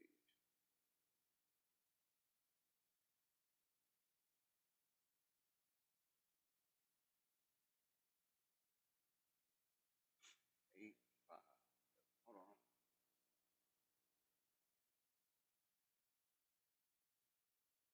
Okay, so let's see. So 8 minutes ago, after a sidebar, uh, it says Tenny, I don't know, Garagos. Anyways, it's part of the defense team for Puffy Jacket, and he's talking. I don't who's on the stand. Okay, so this is one of the Alphabet Gang agent. Okay,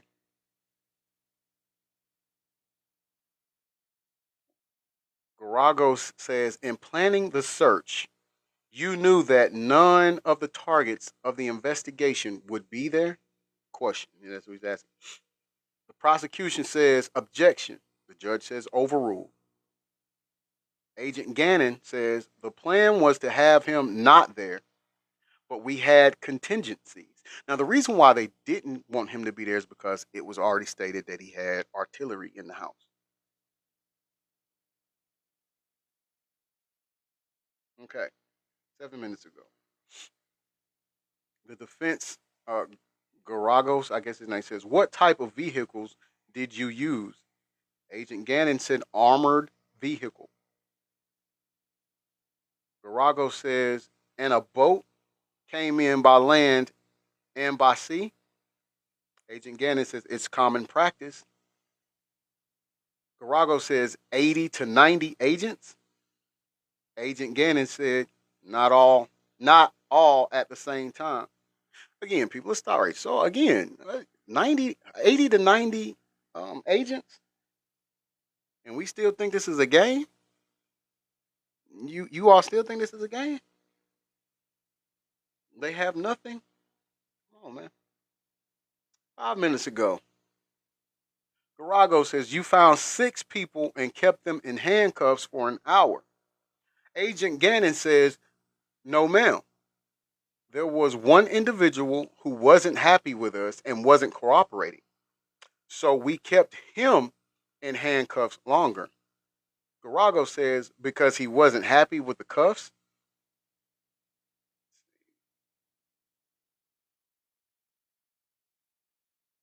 I wonder if that was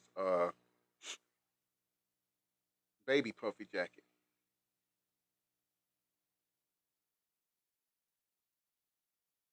I wonder. All right, so this just came in. Where did that go? Okay.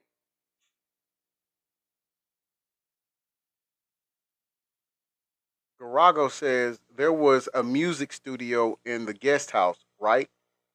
DX 305. Do you recognize this? Agent Gannon says, yes, ma'am. It's the studio. Garago says, move to admit. A photo of mixing board, keyboards, love, and jeweled script over it. I don't know what the. I'm not sure where they're going on that or what exactly that stands for.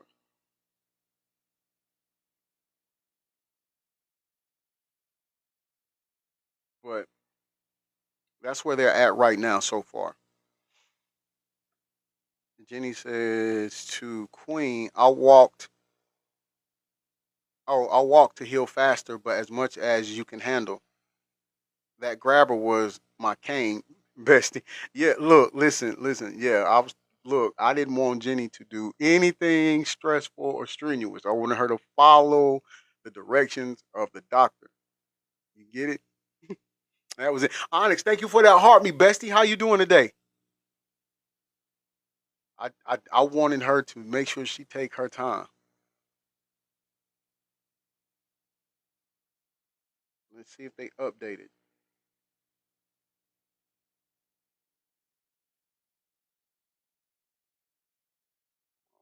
We need more stuff. We need more stuff.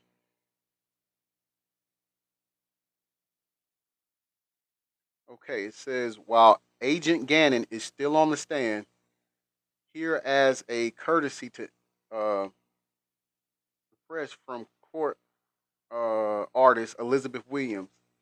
Okay, and so it's an illustration showing where Agent Gannon is showing the pew pew uh, that was seized at the house, and I'm assuming that's one of the artilleries that had the serial numbers scraped off of it that they were talking about. Okay, so you guys want to open up the panel? Like to come up and give your now remember though when we open up the panel you come in first of all any and everybody's welcome regardless of your opinion or your view point of view on things you're still welcome just remember you got 2 minute time limit after your 2 minutes we have to cut you off in case there's other people on the panel or other people waiting to come in and we just have to keep it going that way. But if you would like to come up in the panel, please put a one in the live and we will bring you up and I will give updates while we have panel guests, if we have panel guests. I know sometimes people don't want to come up or don't feel comfortable coming up, and that's fine as well. We're not trying to pressure anybody. Angel says, I don't know what a panel even is. It's okay. It's okay. We got you. We got you. So a panel is where we invite guests up, right? And your box will come up on the screen. And you can turn your mic on and just talk to us. You can turn your camera and mic on and we can see you and you can talk to us. However you feel comfortable doing it. But you just send an invite to be a guest. We invite you in on the show as a guest. You come up and you'll have a box on the screen and just talk to us. And again, it's a safe space. All right. So you don't have to worry about nobody getting out of hand. And if anybody say something out the way, I have great moderators that have no problem throwing people out. Sometimes if you get too unruly, they won't even open the door. They just throw you right on through it. You know? Yeah, yeah, it's okay. Listen. If you're comfortable doing it how you've been doing it, that's fine. That's completely fine, right? But just know that you can come up and talk as well. So, well, hold on now. Sometimes I don't know. Some people don't have the ability to go on. Like you may, it depending on how many friends you have, and stuff like that. But if you do have enough and can come up, absolutely. And yes, you're right, Bessie. Please use TT friendly talk on here. Please, we don't want to lose another platform because we it was a lot of work we put into the original one that got permanently banned, and we don't want to do that again. This is you know we, we, we, we're doing good so far. Now, hey, thank you for that heart, me Philly. I appreciate it. Let's give it up for Philly for becoming the number 21 fan in the fan club. Thank you for the support of hashtag I'm gonna say it. By the way, people remember hashtag I'm gonna say it shirts are available. So if you like the show, you want to support the platform and the show, order you a hashtag I'm gonna say it t-shirt. If you want people in your neighborhood or around your way to know you mean what you say and you say what you mean, rock a hashtag I'm gonna say it shirt.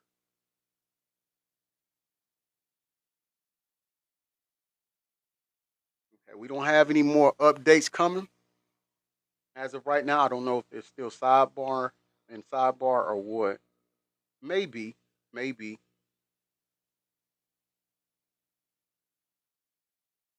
Listen, I'm curious to see if Kid Cudi takes a stand. Chrissy, thank you for that heart me. I appreciate it. Let's give it up for Chrissy for becoming the number 22 fan in the fan club of hashtag I'm gonna say it.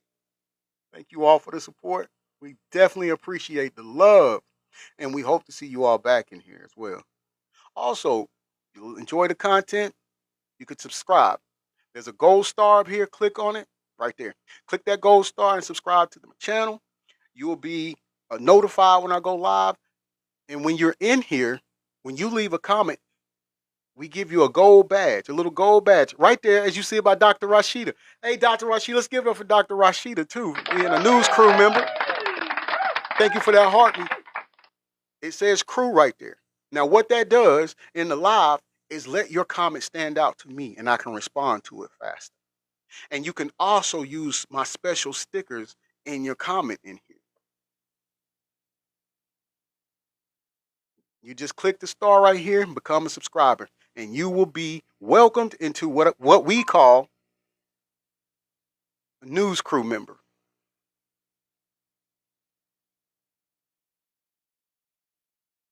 Okay, so listen. Okay, so nothing's came back thus far.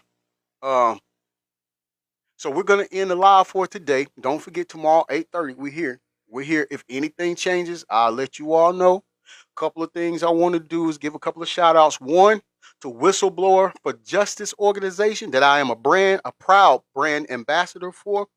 What we are doing, we created an organization to help people with legal representation in court who may not be afforded the privilege to have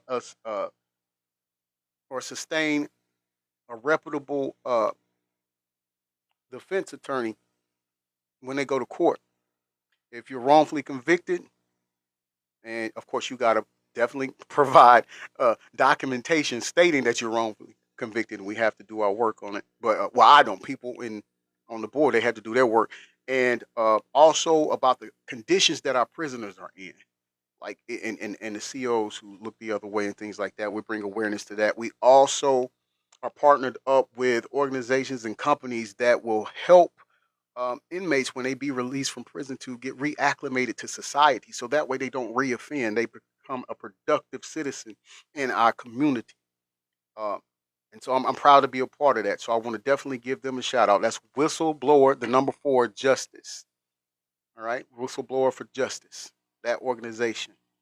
Also, I want to give a shout out to Global Impact Wrestling TV. Now, that is a video game wrestling promotion that we do on Monday nights, Monday evenings at 5 o'clock, and on Thursday evenings at 5 o'clock. And today we'll have another special show that's going to be at 5, and it's called Wednesday Night Warfare. It's only going to be one match, though, tonight. But it's Global Impact TV, and it's on YouTube, or if you have Facebook, you can go on Facebook and follow it there, too, and just mingle with myself and other wrestlers. You know what I mean? I'm suspended for Thursday's show, so we won't be on there. I ain't worried about it. Monday, I'll be back on there. But still, go and watch Thursday Night Throwdown. It's still good. It's wholesome fun. Like I said, it's video game, and you get to see your self-proclaimed favorite news reporter morph into video game character and wrestle. You know, it's a pretty neat thing. Angel says, do you think Puffy Jacket will lose the Howard degree they gifted him? Oh, they still let him have it? I thought they took it back. He still has it? If he does still have it, Bestie, yes, I think they're gonna take it from the same, since they took the key back too. How you gotta be a crappy person. I've never heard of somebody get awarded the key to the city and they like, hey, you wilding out, give me that key back. Give me that key back. We don't even want you in the city. Give me the key back. You know what I mean? Like, that's wild, right? I've never heard somebody get the key to the city and then they ask for it back. Yeah, I thought Howard took it back, but if they did, great. And if they didn't, I believe they will. Yeah, they did at one point. They did at one point give it to him, but I believe they took it back. Bestie said, hold on, that went up fast. What'd you say? Bessie said, cruiser belt winner, Mr. Breaking News G Smooth. That's right. I am your cruiserweight champion of Global Impact Wrestling. I ain't gonna lie to you all, man. Monday, you can go on my page and watch the match. I posted it. But Monday, I was facing a guy named TC Adams on there, and he gave me that work. He gave me that work. I'm not gonna lie. If you go and watch it on my page, don't laugh. Don't laugh at me.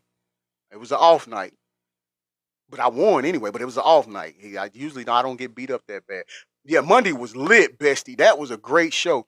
And then during the match, and that's another thing I want to say. He got the best of me because during the match, somebody came out, Nikki Chuch came out and tried to steal my title. You understand? So I was thrown off, but I got back on track. I won the match. Jenny said Sea Dog put in work too. He did. He did. Unfortunately, it didn't come out in his favor.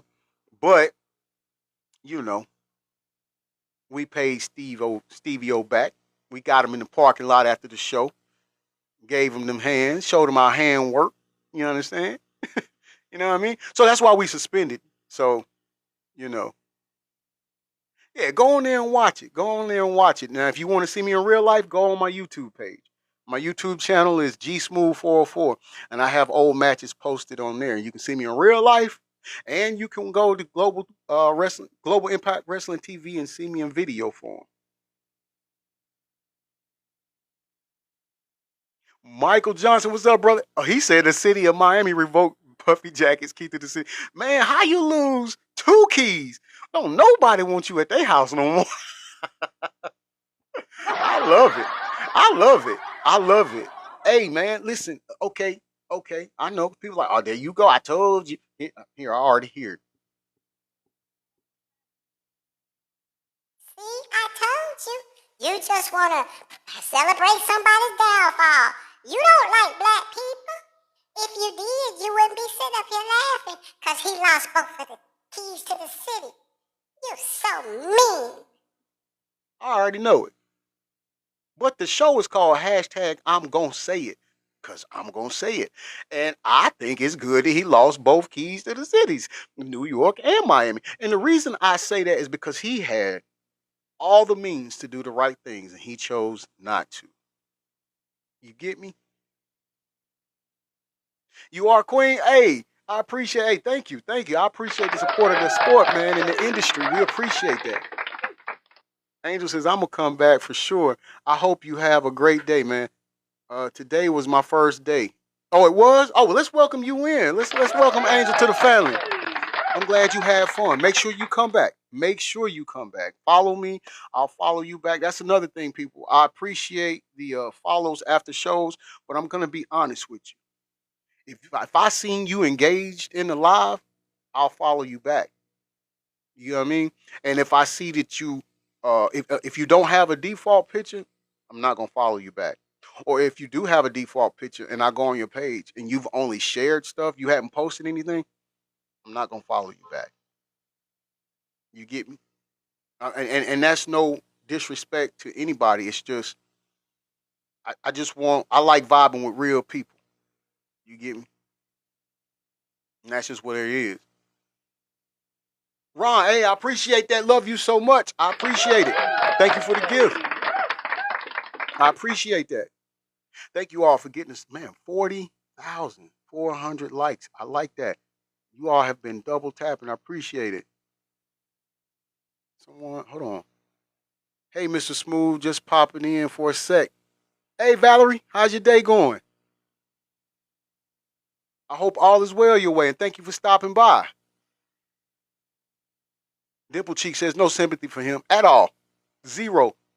Like I said before, you can have the most high-tech GPS you could ever find, and you still won't find my give a on that GPS for him. Chrissy said, it would be an honor to have you as a follower. I enjoy the content. Okay, Christy. Okay, Christy. If I see you, I definitely follow. Matter of fact, because I don't want to tell you no lie. I don't want to tell you no lie. That's not what I'm here for. Bam. Just followed you back. Just followed you back. Valerie says, can be better. The injury in the KR case is being questioned right now. This is bad. KR. Reed, Miss Reed. Listen, I was supposed to start following that more. I haven't been doing it, and I need to start doing that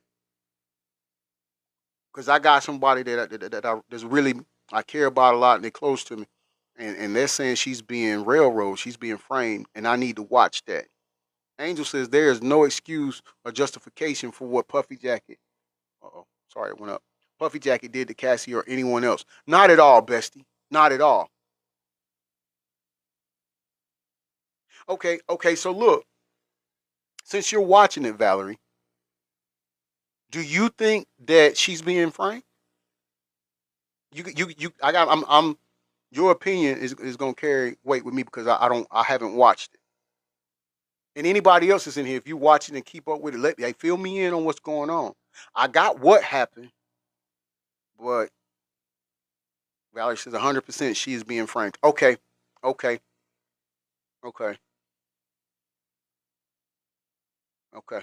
And that's a shame. That's a shame that law enforcement is do anything like that. Oh, I think her name is Karen Reed. Angel. I think it's Karen Reed. I believe. Chrissy says Puffy Jacket just isn't a good person.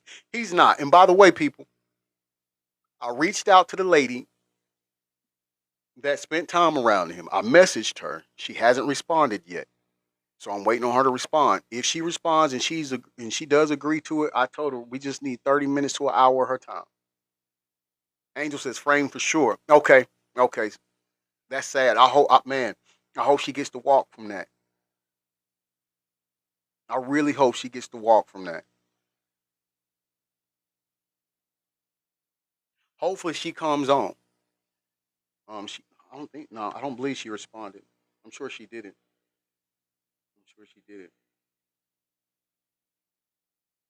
No, no, not yet. Um, that's okay though. That's okay. We'll wait. Oh, let me give you these two updates real quick.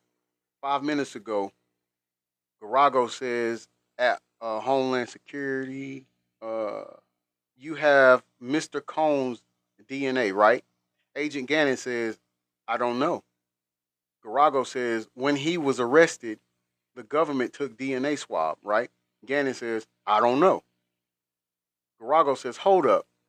The Gucci bag? Okay. 1 minute ago says, Terry Garago says, the D rugs were in this bag and in the Puffy, and that's in quotation, box, right? Agent Gannon says, yes. Garago says, Your Honor, I am going to introduce a sealed exhibit with the help of IT. May I approach the witness? Judge says, yes. Deputy, we may proceed. DX 304. All right, and that's the latest right there. That's the latest right there. Okay. Well, no, it's not. Refresh the screen, and another one just popped up. So Smizer from the prosecution says, cut off the scenes. Can't see exhibit. Garago says, please don't say the names of the people in this photograph. Man, no, please say the name. Anyway, photograph other than my client. Don't talk about it. The prosecutor, Smizer says, may we confer with counsel? Judge says, you may. I want to know. Who in the picture. They so secretive. Hey, we need names. We want all the smoke, don't we?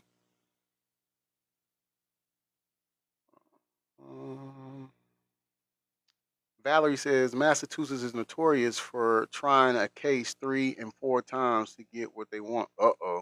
That's not good. Angel said, "Do you think the Mendez brothers should be released?" Hmm, that's a tough one. That's a tough one. If they have been fully rehabilitated, yes. If they have been fully rehabilitated, yes, I think they should be released. If there's no um, indication that they have, then no, no, no, no. We can't afford that. Valerie says, "What's going on right now is really bad for Karen." Yeah, it is. It is. I did, like I said, I didn't know the magnitude of. I put it like this, I saw what happened, but I haven't been following the court case to understand if they've presented evidence proving that she's guilty, or if, like the person close to me was saying, she's being framed, a railroad. I didn't know. I haven't watched it, and I feel bad because I told her I would watch it, and I haven't. Um, I'm gonna be honest with you all. I'm caught up on this because it's just this is somebody who was part of our upbringing, especially in the teenage years, and just for the past few decades. And a lot of people's been hurt by it, you know. And I take hit for it. Like people like you do that. Well, God don't like that. You know, you supposed to be a Christian and you doing it. I'm like, what? Like I don't understand. I don't understand. I just don't understand how that. But any anywho, I'm not gonna stop. I'm gonna keep doing what I'm doing. Until if me personally, if I start feeling like it's hindering my bond with God, then yeah, I'll stop. But I don't really see what I'm doing wrong by doing it.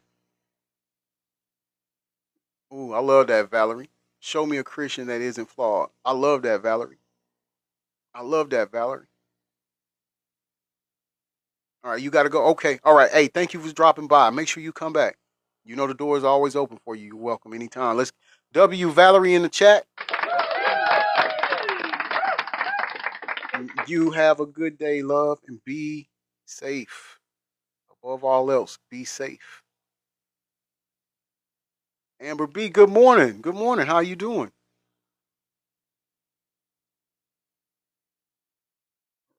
So, we have anything? There we go. I love it. All right. So the deputy says we may take the sealed exhibit down. Garago says, Agent Gannon, you live in Florida. Don't many people have, excuse me, there in their homes? The defense says object. I mean, prosecution says objection. Judge says rephrase. Garago says, do you have in your home? Gannon said, yes. Garago says, no further questions. Well, that's a dumb question. He's a HSI agent. Why would he not? And see, this is what this is why we say Puffy Jacket's defense team is failing miserably. It's at a I mean, they're failing so bad right now that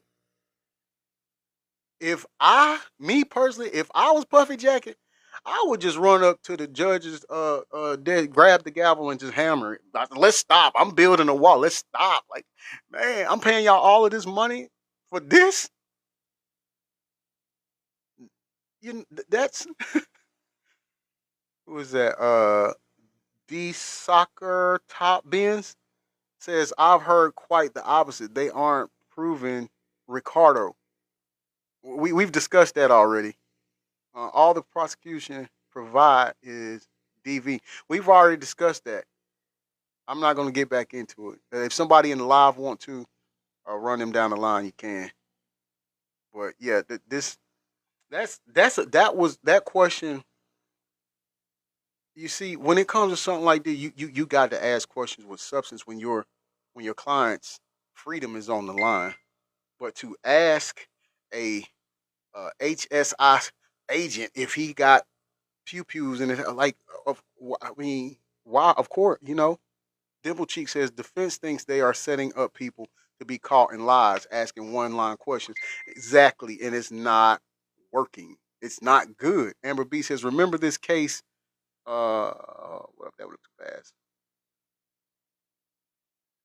Supposed to be 8 weeks. Right. We're only 2 weeks in. That part. That part. Dr. Rashida says it's a process. The feds are not sandbox attorneys. That part right there, bestie. That part right there. Saying the prosecution isn't doing that well. The prosecution, with the exception of one day, soccer top bins, with the exception of one day, the prosecution team has knocked it out the park. Now, one day I give it to you. I think that was the second day, I believe. They tanked. They tanked. I wanted to give them all a hug, but not as a whole. It was just the one person, the one lady asking the questions to Cassie that tanked. She wasn't aggressive with it. Amber B says, "I believe they building his character first." That's exactly what we've been trying to tell people. I don't know. I don't know why it's hard. Dimple Cheek said the soccer top Benz trial is 2 weeks and 6 more to go. Soccer top Ben says Don Richards was lying. About what? What do you ultimately think is going to happen with Puffy Jacket? You asking me personally? Dr. Rashida says it's all a strategy, not to prove anything to us, but to sway the jury. And that is correct. That is correct. Dimmelcheek says they could win it. Okay, Soccer Top Ben says if I was them, I would have come out swinging. No, I get what you're saying, Soccer Top Ben, but I'm gonna tell you why I disagree with that. Because had they had done that and went straight to it, we would have said that they didn't have enough supporting evidence to come to that conclusion.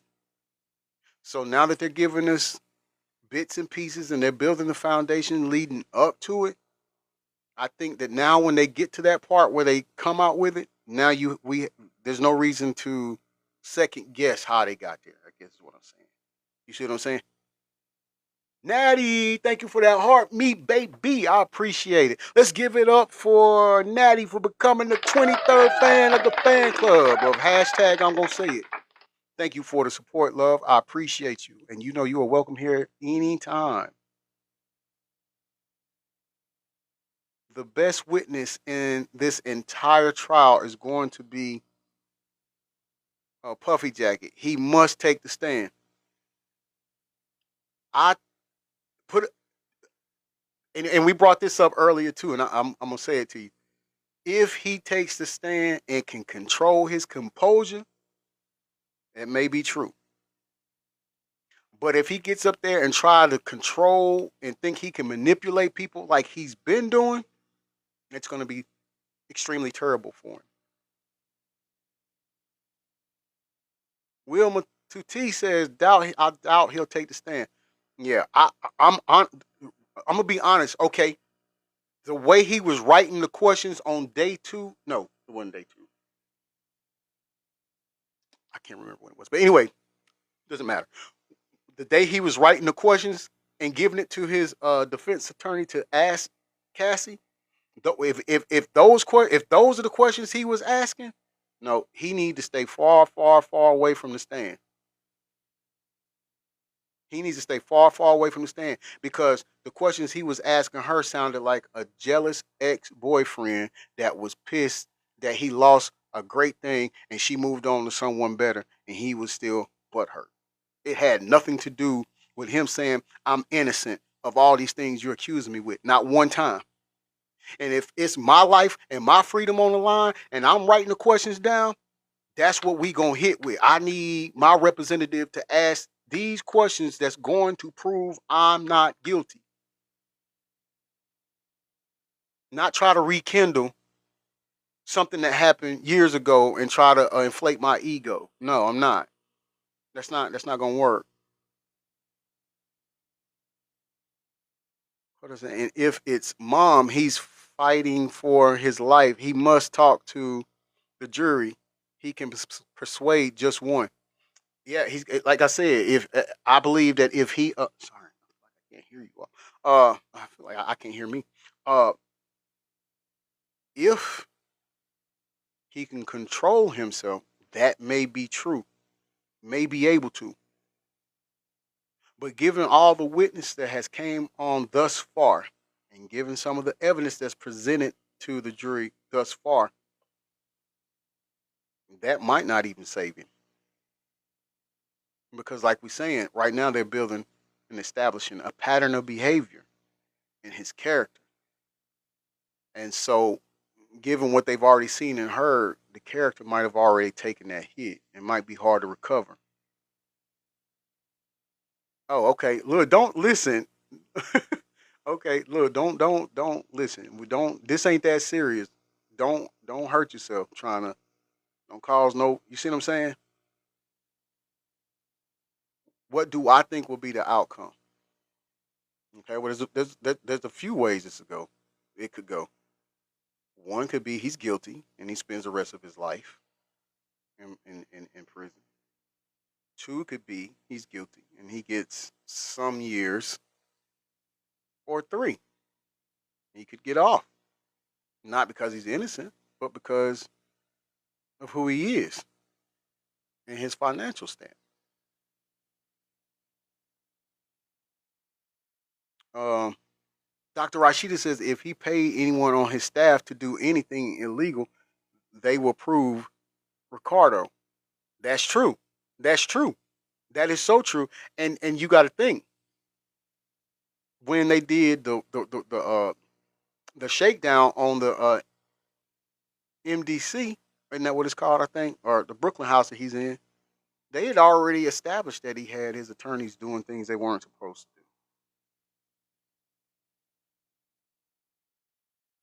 do. Is that hold on? That went up too fast. Was that Amber? No, Natty. Natty says I believe they're going to make an example of him. I agree. I agree. I agree. I again, he was cool until he made some people mad and got out of place. And what I mean got out of place, I mean when the group, the elite group, puts you in a position to be successful. When they've invested so much in you, which we know they did because he's already skated on a lot of other stuff that he should have been already incarcerated for, right? So we know they cover for him. So once you fall out of the graces with them and they're no longer supporting you or covering your crimes or anything like that, then it's going to be hard to win in court by yourself. Natty says these charges are too big with too much involved to just sweep under the rug at this point. And you told truth there. Wilma says, do you think other celebrities will be pulled into this? I do. But here's the thing. By having the freak off tapes, they already know some celebrity that's already involved. Right? And again, this hasn't been stated. This is just my opinion. Again, people. Sorry, wrong one. Again. This is just my opinion. So I don't want nobody to get butt hurt by what I'm about to say. But by them already having videos of the freak offs. Hey, thank you for that rose, Gina. I appreciate you. They already know some of the celebrities that's involved. And they haven't called them. Or they haven't mentioned them. And what I think that is, these people they may have already went to, these celebrities, they've already went to. And these celebrities have either paid off or paid to have their name scrubbed from all of this, or in it, giving them insight and intel on things to help them build their case against him in exchange that they don't have to be charged with anything. And I'm not saying that that's true. I'm just saying that's my opinion. What I would really like, and what I think would really, really just bust this case open at the seams, is if Farnsworth Bentley testifies, get on the stand and testifies. If, and he already said he wasn't, but if Justin B gets on the stand and testifies, those are things that will make this trial turn completely.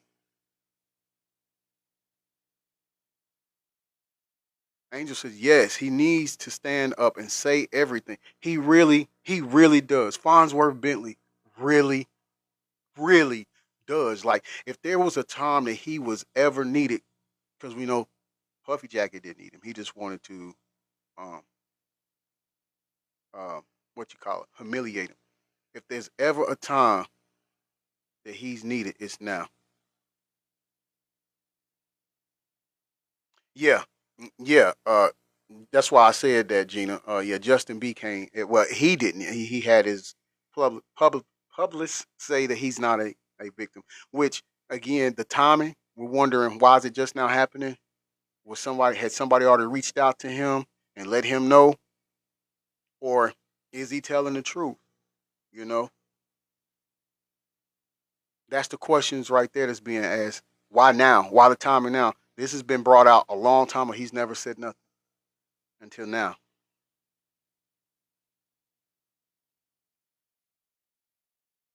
Or Corral, am I pronouncing it right? Uh, I think I'm calling you Mr. Dudley says I think Diddy will have some celebrity character witnesses. Mm, I'm trying to think who would who would be that celebrity that would come and testify on his behalf. All I'm getting right now is Stevie J. Maybe Ray J, but Stevie J for sure. That's pretty much all I'm getting. Um, Living Water, how you doing? Says add Usher as a test to testify. Yeah. I'll give you that. That's another one. That's another one. Only if only if Usher really comes up there and be completely transparent. You understand? Not still fall out of fear or succumb to fear of this man. He has to be transparent and tell the truth. Joe says, but do you think having Justin admit would make or break the case? Oh, it would break. It would no. It would shatter the case. It would shatter the case because if you notice, they're not bringing up anything in regards to underage people right now. But if he did that, then that proves it was he messed with him when he was underage. You know, that would bust it wide open. That would break everything. But I yeah, somebody said they got the case. Who was that? Let me see. Natty, yeah, I think the case right now. What they're doing, I think they got the case too. I think the prosecution team's doing great. Angel says, think Quincy's father, Al B, will testify due to allegations of Puffy trying to get rid of. Oh yeah, of him. Yeah, yeah, that's another person. That I forgot about him. And look, especially with the things he just came out and said a couple of weeks ago, and given with like you said, the thing that's happened to him, he takes a stand. That there's another devastating blow for the defense team.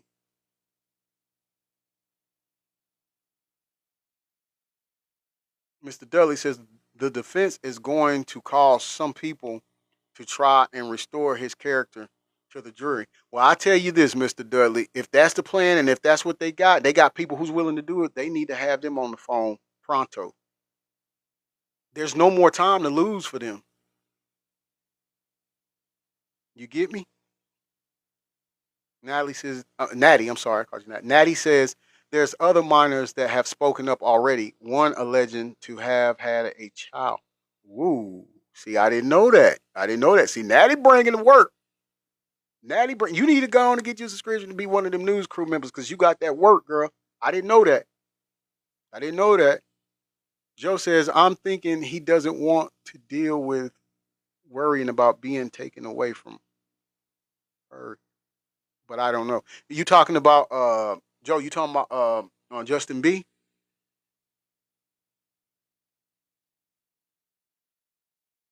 Mr. Dudley says you're right. I agree. Yeah, he's saying he agrees to the fact that if they have him, they need to call him in now. Time is of the essence. She was 14. Ooh, what's her name? Do you know the name? Do you know her name, Natty?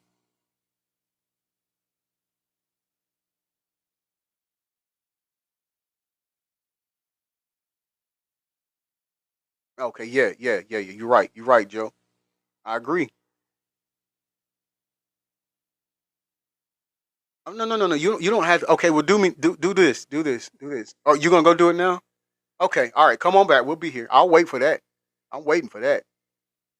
We're gonna go and see if there's any updates on the court while we wait for Natty to come back with that news. Cause baby, that could be some trouble. She, especially if that's true, and she does come and testify. Man, look, he might well pack his stuff up right there and leave. Just walk back to the jailhouse.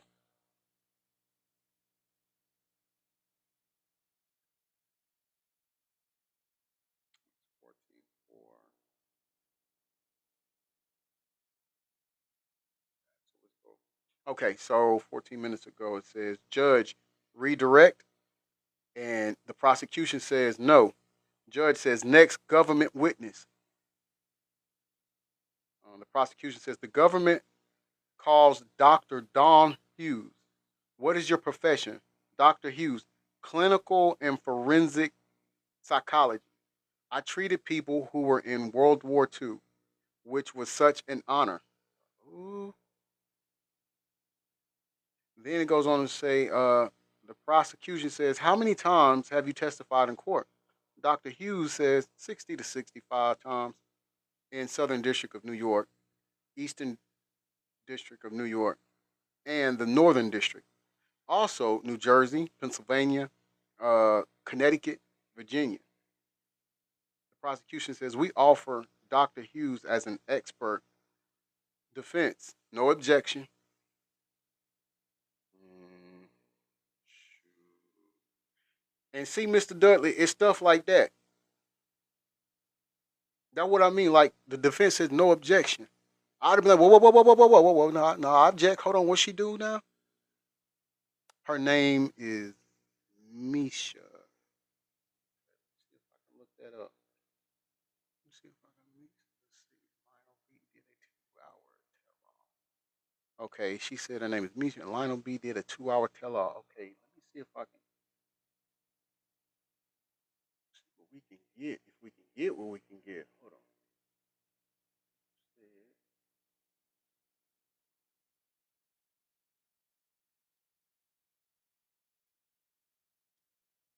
Misha. Meesha.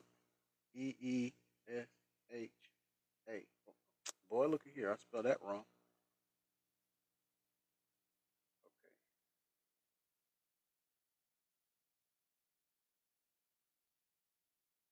Okay. Is her last name Garbett?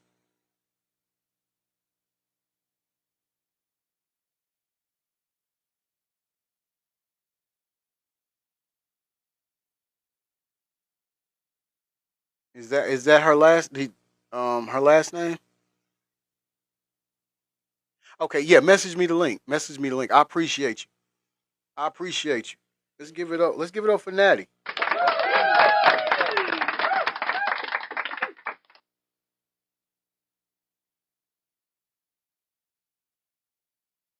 Okay. All right. Nothing yet. Nothing yet. All right. So, all right. We're gonna end today's show. One more announcement I needed to make that I didn't make before. I wanted to remind you all or invite you all to join us on May 31st at 8 p.m. On here, we're going to have 4 guests, and they are going to share with us their experience of going through. Thank you, love. I appreciate that. Thank you so much, Natty. Going to going through DV and SA experiences, right? And again, we're not calling them victims because they're not. They are survivors. And they are peeling the layers back of their lives and they are opening themselves up and sharing it with us. And this is in hope of helping others that are going through the same thing they went through and allowing them or letting them know they have a way out and they have people that care about them. They have people who believe in them and believe their stories and that they do have safe places to turn to. This platform being one of them. Hey, thank you for my crown. I appreciate that. Thank you. Thank you so much, Natty. I like the little crown. I appreciate it. The guests that night will be Jenny, Angel, Dimple Cheeks, and Dr. Rashida. 4 powerful women who, like I said, I've been blessed to have them be a part of my life. Just here. Coming on here. You know? How do I send you support, my brother? I have cash. The cash app is G Smooth 404. Of course, money sign G Smooth 404. You just send it there, brother. I appreciate it. I really do. Also, you can purchase a shirt that says "I'm gonna say it." It's the name of the show. Those are for sale. You just message me. Let me know. Send the payment there. They're $20. Send it there. Let me know the color you want, a shirt, and lettering, and I'll get that sent to you. I appreciate the support too. Thank you. Thank you so much.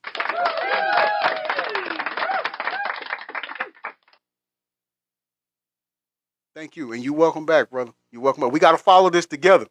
We got to follow this together, brother. So either way. All right.